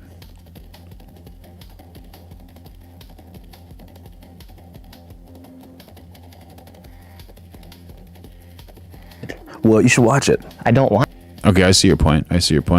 You say he blamed Andrew for not talking about Kirk, said he wouldn't watch his videos. Yet Andrew did an entire video about it condemning his extinguisher, but Shirley just repeats his preconceived lie that he did not. Maybe he didn't know about his latest video. Want to. Why? It's historically relevant. It is historically relevant. I did lose respect for you when it felt like you went silent. Well, you should watch the video because I say some stuff in it. Okay, cool. Do you ever see a world in which independent media will overtake corporate traditional media? Well, we still have boomers and they're still watching TV, so that like is a lot of their audience. But when me and you are 50, 60 years old, do I think that CNN and those companies will be able to operate at the scale that they're operating right now? I think CNN has around, I know they have more than 1,000 employees, and it took one person to expose $110 million in fraud in Minnesota. And then when he does expose it, they investigate the person who exposed the fraud versus investigating the fraud taking place. Nobody has trust in them. Their trust is at all-time low because people like me are able to go and talk to the liberal woman calling me an ICE agent outside the daycare, and also talking to the man who's lived there for 8 years who's never seen a child. It's impossible for them to do that. So you think once boomers go? Yeah, I think once boomers go and once my grandparents aren't here anymore. Which we don't want to happen, but it has to happen. Well, it's just a part of life that people will die. Yeah. But at that point, I think mainstream media will not really be a thing. So what can we do to avoid the mistakes that mainstream media made in the past? Because at one point they were... There we go. Claire jumping in the chat saying, Nick is an American asset to you Americans. Wake up. Well said, well said. W's in the chat for Claire. We're quite trusted. Yeah, at one point they were quite trusted. But actually, were they? Do we know that the history books are correct when only the victors write the history? And at that time, they didn't have social media to combat with the information at that time? I'm just talking about like Walter Cronkite, like when there was like 2 stations and like, you know, there wasn't... That's something not enough people talk about. Are the history books accurate? Because the people who win these wars are often the ones who write the history books. We're going live every day of 2026. Make sure you like, subscribe, turn on those notifications, become a member, throw in a super chat if you want. Such a divisive news media corporate competition taking place to where people were competing for views by using pundits and having a 24-hour news cycle, like when the written word also meant more as well. There was more faith. Well, I can't speak on that because I wasn't living that generation where you had to get on You your could even TV. go back, I mean, honestly, the 24-hour news cycle, if you talk to older people like in their 30s and 40s, post 9/11 was pretty much the first time where cable networks had to keep their airways on all the time. So they started filling slots with not correspondents and not field pieces, but just pundits. So what they would do is they would get somebody, 2 people who fundamentally disagree, and just have them yell at each other for like 2 hours to drive up engagement and keep people watching. So news kind of became like soap opera. Everything kind of became about engagement, like almost like reality TV. And then gradually trust faded because it became so partisan. Yeah, I think it's also a sign of the times that we're seeing distrust and we're seeing the world get a little bit crazier as well. So, I mean, what do you think we need to avoid? What do we need to avoid? I think we need to call things out for facts. And you shouldn't be afraid to say when I ask you, what are Somalians known for? you're afraid of your viewers watching this video calling you a racist or Islamophobe. No, to clarify, you knew that word, Andrew. You knew you were saying pirate. You knew in your mind. Well, you're asking pirate. me to think in a stereotypical mind. What do I think comes? What's the first stereotype? Say it though. You're asking me what's the first stereotype that comes to mind when I think about Somalia? I said, what are they known for? They are known by Americans who don't know Somalis. And what are they known across the West for? Well, the West is very much indoctrinated by Hollywood. I'm just saying, I want to wait to answer that before actually having... Very accurate, very accurate. We got Oi jumping in on the chat saying, not the ones that Democrats have been teaching in the universities. There you go. They write their own books. Engage with the community on a level to where I can actually say, like, they're known for this type of thing. Well, when they're committing 89% of the fraud in Minnesota. But that wasn't the question. You asked me, hey, what are Somalis known for? And of course, I'm thinking of the movie because it's a Tom Hanks Hollywood blockbuster. Yeah, but it's a fact that they're committing some sort of piracy in Minnesota. 89% of the fraud is committed by Somalis. And that's a fact when we talk about 89%. What a big number. You know, like at that point, you got to do something with it, right? There has to be something done. Building trust in the future of media, we need to be able to say. Leah Nuttall says Nick Shirley is going to have a great career. Absolutely, absolutely. Things for what they are. If Tim Walz goes on TV and calls people like me a white. There you go. Waffle Jackson says Nick Shirley was in France documenting how violent the left are there. There you go, buddy. Premised. It's my responsibility to call Tim Walz. He's enabled this to happen because he's afraid to be called a racist or an Islamophobe. Meanwhile, our generation can't even buy a home. Meanwhile, people are stealing millions of dollars. Yep. And he's afraid to say that because he's too afraid of being called a racist or an Islamophobe. I think the one main issue that I feel like unites the left and the right, at least in a certain income bracket in the U.S., would be affordability. Yes, 100%. I think it's probably the main issue that we're talking about. Mm-hmm. Deep down, I think that the main difference here is diagnosing how we can get to that point. You know, because when you're talking about your issue with fraud, you mentioned healthcare being expensive. Yeah. So we're all talking about the same thing here. It's just, I think the main difference is how are we going to get there? And then when we have someone like Elon Musk, the smartest man in the world, who offers his help to get rid of fraud here in the United States, that could potentially cut down prices for healthcare, that could potentially... That's a wild fact. Oi, oi. Oh my goodness. Help cut down the prices for homes, that could potentially give people better wages, and then they go and attack him. Well, I think one of the biggest problems is also the private sector controls so many of these things, like medicine and also real estate. Like, it's not like home prices are gonna get knocked down because the government has more money. It might be able to help people not have to pay so much in taxes. Yeah. It might help people to be able to take their dollar to buy the next thing. $120 billion in 2024 going towards fraudulent activity here in the United States. And then we go and attack that person who's trying to combat that. Well, I guess one of the fundamental questions too that I mentioned early on in the interview is, like, do you trust the government to handle a surplus in tax revenue if fraud is eliminated? Say that question. Like, let's say like fraud is totally eliminated and the government has like an extra stipend of money that they have that they could technically redistribute to things like making medicine cheaper and helping us pay rent. You think that the government would actually... Peterman says, once again, the 89% is not verified in any way, shape, or form. It is not fact. The majority of it was headed by one white lady who ran the fraud ring. Ah, those white women. Oh, my God. Some of them are so bad, and some of them are not so bad. There you go. Let's see the accuracy in your statement, Peterman. Do that? Like, do you think they would genuinely invest in social programs that help change the affordability crisis? I think so. And that kind of goes back to having like faith that we hope our politicians are going to do better and work for us and us not be working for them. Trump's the only president of our lifetime who's actually not even collecting a salary. Other than what people will say, he's feeding his ego. Well, he's actually not even taking a salary. He's lost money. He's been attacked. He's been nearly shot and killed twice. He's had, I think, was it 2 or 3 assassination attempts? I want to say 3. The guy in Pennsylvania, the guy at his golf course, and there's another one. And people want to keep demonizing Trump like he's some sort of devil. He's not even taking a salary. He wants to put tariffs on other countries with the goal of hoping that we can have more money. And actually with that tariff income, he's even given military a bonus for Christmas. Yeah. And people are saying tariffs are bad. Why should we be paying more money than Indonesia for sending stuff into our country?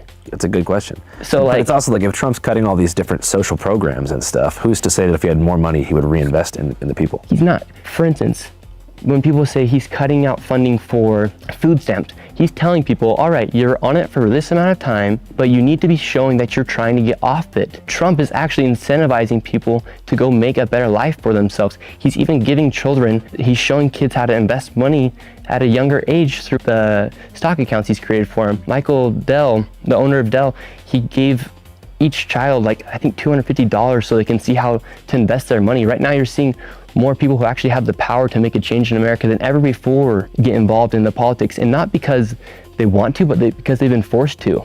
But then you see people come after them for it. I don't know what you're gonna title this video. Nick Shirley interview. Okay, sick. Yeah, but I just think there's so many issues in the United States right now, and we can actually go out and combat them. We can combat the immigration crisis. We can say that illegal migrants should not be here. The word is illegal. If you're gonna come after me for exposing fraud, something is morally wrong with your brain. All right, so let's talk about Peterman's statement. So there are many Somali descended defendants in Minnesota fraud case, yes, but saying 89% of the fraud was Somali needs a real official data set showing defendants' dollars in case categories. Also, the biggest Feeding Our Future case was led by Amy Bach, a white woman. Those white women, according to prosecutors. But she did not act alone. So the truth is, massive fraud happened. Massive. Many individuals were involved. Some were Somali descended, just the ones that we saw on the camera, allegedly. Those were all Somalian, right? And one major organizer was not Somali. So there you go. Not every single one was Somalian. And we should punish criminals without smearing an entire community. That's accurate, right? Don't just be against Somalians because they're Somalians. There could be some amazing Somalians. You have no idea. But it just seems that a large majority of them in Minnesota happen to be scammers, fraudsters. So individuals commit fraud. Communities don't go on trial. Where you've gotten to the point where you think fraud is good. That perspective is probably more like these people are socioeconomically disadvantaged. They're not, though. They're here in America. We all have the same opportunity. They're Somalian Americans. Well, there's pretty significant funding and financial disparities between areas in the U.S. Well, 81% of Somalians are on welfare. But welfare doesn't necessarily cover everything. It's not like they give you a ridiculous amount of money. But they have the same opportunity I do when I wake up in the morning to go create the best life I can possibly create for myself. Everybody has the same opportunity if you're a United States citizen. Whether you're black, Mexican, Asian. I mean, look at your crew filming right now. You have a Asian, Japanese man. I don't know who he is. You have a Mexican with the face tat. Look at that Mexican and all the opportunity he's got. And what about him? He's a white American with face tattoos, and he's working just with you. Yeah. So the fact that people think that they don't have the same opportunity or they can't go create a lifestyle they want, I don't believe in that. I've never worked for anybody in my entire life. I've created everything I have. Who knows what I can do in the next 20 years. Yeah, same here. I'm 28. So maybe you and I will be... What's your plans for the future, Andrew? Man. Because do you want to make YouTube videos until you're like 60? Yeah, I want to make YouTube videos until I'm 85. That'd be sick. So what do you want to do in the future? What's the long-term plan? Long-term plan would be, I think what you just saw is actually creating change inside of America. A video that actually created change. And so I'd like to continue making the world a better place, whether it be through cutting off fraud or speaking out against corruption or helping the old lady next to me. And have you ever... Debbie's in the chat for Peterman, bringing up this video. Very cool of him. And just so you guys know, we're going live every day of 2026. So make sure you like, subscribe, turn on those notifications, become a member, throw in a super chat if you want. Yeah, those face tattoos, man. Goodness gracious, what's going on? Yeah, it's questionable decisions. That stays on for quite some time.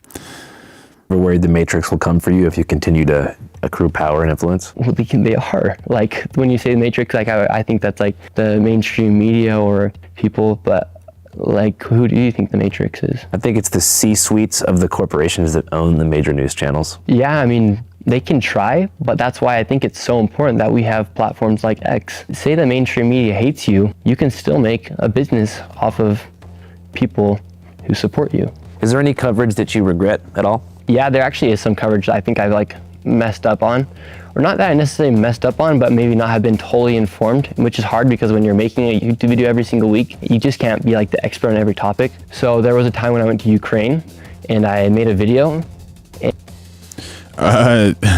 Peterman, your timing, man, saying there's a pattern between the people that Shirley smears that is always a minority, and he says nothing but good things about white Republicans, never unraveling the massive amount of fraud perpet. If you disparage groups of minorities over and over, the pattern becomes very clear. He's in Ukraine right now, and what's in Ukraine? Only whites are in Ukraine, like a lot of whites. So how is he? Let's see what he's going to say about Ukraine. And I was missing, I kind of like geographically, I'm from Utah, so all the mountains and stuff, you know, like north to south. And someone when I was in Ukraine, they asked me like, do you want to go to where the first place where Russia invaded, which was a place called Busha? And I didn't know like whether I was north, south, west. And then somebody interviewed me after, because I had criticized where US tax dollars were going. Somebody interviewed me after asking me, did you go to the east? And I said, well, yeah, I went to Busha. I thought that's where Russia initially invaded. That was one of the main places they invaded before trying to go to Kyiv. So that was like a mistake on my end. And I felt so bad after that. But it was just a mistake that we had made, and I just made it publicly. It didn't make me want to. Very cool that he can say, I made a mistake. Very cool. What a man. I do YouTube less. It was just a learning lesson, which is hard for people to have an actual learning lesson publicly. Yeah, definitely. I'd actually like to ask you a question. What's up? What do you think about Trump? I don't like him. Really? Yeah. I mean, do I think that he is somebody who's going to fundamentally change the structure of the U.S. for the better? I don't think so. So do you think just by like flooding the country with 20 million people helped us with affordability? It's not a human right to receive citizenship here. If anything, it's an opportunity if you get it, and you got to follow the rules for it. I agree with that. Yeah, for sure. So I think Oi, if I could read your chat, buddy, if I could read your chat. Sympathy towards people who want to come in here has, in a lot of ways, destroyed the opportunity. Fried frequencies that join the chat. Opportunities for our generation. I think if sympathy overpowers your ability to look at a situation objectively, that would be an example of you kind of being like hypnotized by the wrong sources of information. But I think you can have sympathy for people struggling looking for a better life. It's just simple supply and demand. If you have 20 million people who need to come and buy a house or rent an apartment, and you have other people who need it, you're going to raise the prices. Landlords have been raising the prices systematically since the 1980s. I mean, Lord Alcatraz, how you doing, buddy? The reason you can't buy a house is not because of an immigrant. I mean, they want us to think that because it's an easier scapegoat. Well, if you look at the graphs, when you receive all this immigration, the price of homes has gone up more than normal. I don't think those two things are connected. If you look but just based off simple supply and demand. Those you can. If you bring in 20 million people, they have to be able to sleep in at least 10 million different locations. Yeah, but we have 340 million people. I mean, I'm just saying home values rising and rent rising is a result of like greedy developers, landlords doing price gouging, so many factors. Like I'm from Seattle, a city with not that much immigration from the border. And since 2013, before all of this stuff, like rent had doubled because of Amazon moving their corporate campus downtown. And H-1B visas and all that stuff. You got to thank Amazon for that, right? Lord Alcatraz, hopefully you feel better, man. Get rid of that headache, a little salt water. And that sinus thing, I don't know. Exercise, do some squats if you can. I don't know. Hopefully you feel better. Drink some liquids. I'm just saying Amazon as a tech company themselves bulldozed my home neighborhood, built apartments for their workers who are legal, and most of them are from the US, but from surrounding suburbs, and none of us could afford to live, so we had to all move to other low-income areas around, or just build our own way or move into an RV like I did. So I don't think there's a correlation between home values rising and migrants coming. I think that'd be very stupid to not be able to come to the conclusion that supply and demand is they're really all poor, rising prices. landlords raise prices when rich people move in because they go, oh, we got some big bucks in town, like in Aspen or somewhere. But just a normal size home that used to cost $200,000 now costs $300,000. So you're saying real estate developers see like a bunch of migrants rolling into town, they go, let's jack these prices up. These Venezuelans are rolling in cash. And then the billionaires are able to come and buy the houses, and it causes the rent to go up, and they're able to charge certain prices, and a migrant can then move in with 8 other migrants and they can afford rent, versus the one person who has a family with 2 children can't go and get that house because rent is going up because the richest people in the country don't care about people like you and I. And they're interested in making as much profit as they can and keeping us as poor as possible for as long as they possibly can until regular people can figure out how to get control and get a foothold in the government. I think that they want us to blame migrants because it's easier for them because they don't threaten their power either. So if they can keep us bickering about whether or not this migrant group got here the right way, then nothing will ever change and we're just going to be here forever. I would beg to differ, but I do think there is corruption within the billionaire class here inside the United States. Just there you go. He thinks there is corruption within the billionaire class. Fraud is not just stealing money. Fraud steals trust. It steals from families, from communities, from people who actually need help, and from the honest people doing things the right way. And as we all know, the world can feel crooked sometimes, but that is exactly why our choices matter. Be the person who tells the truth when lying would be easier. Be the person who does the correct thing when nobody is watching. Be the person who appreciates people, encourages people, and leaves the room better than the way they found it. We are not perfect, but we can choose better. We can be honest. We can be grateful. We can build instead of cheat. And to everyone in this chat, I appreciate you. You matter. Your life matters. The Lord loves you. I love you. Make good decisions. Protect your name. Protect your soul. Keep walking upright. And if people are drinking that haterade, just let that hate roll off of your back like water rolls off of a duck's back. And yeah, there you go. Fried frequencies. We're going live every day of 2026. So make sure you like, subscribe, turn on those notifications, become a member, throw in a super chat, share, and do all those things. And we will see you next time.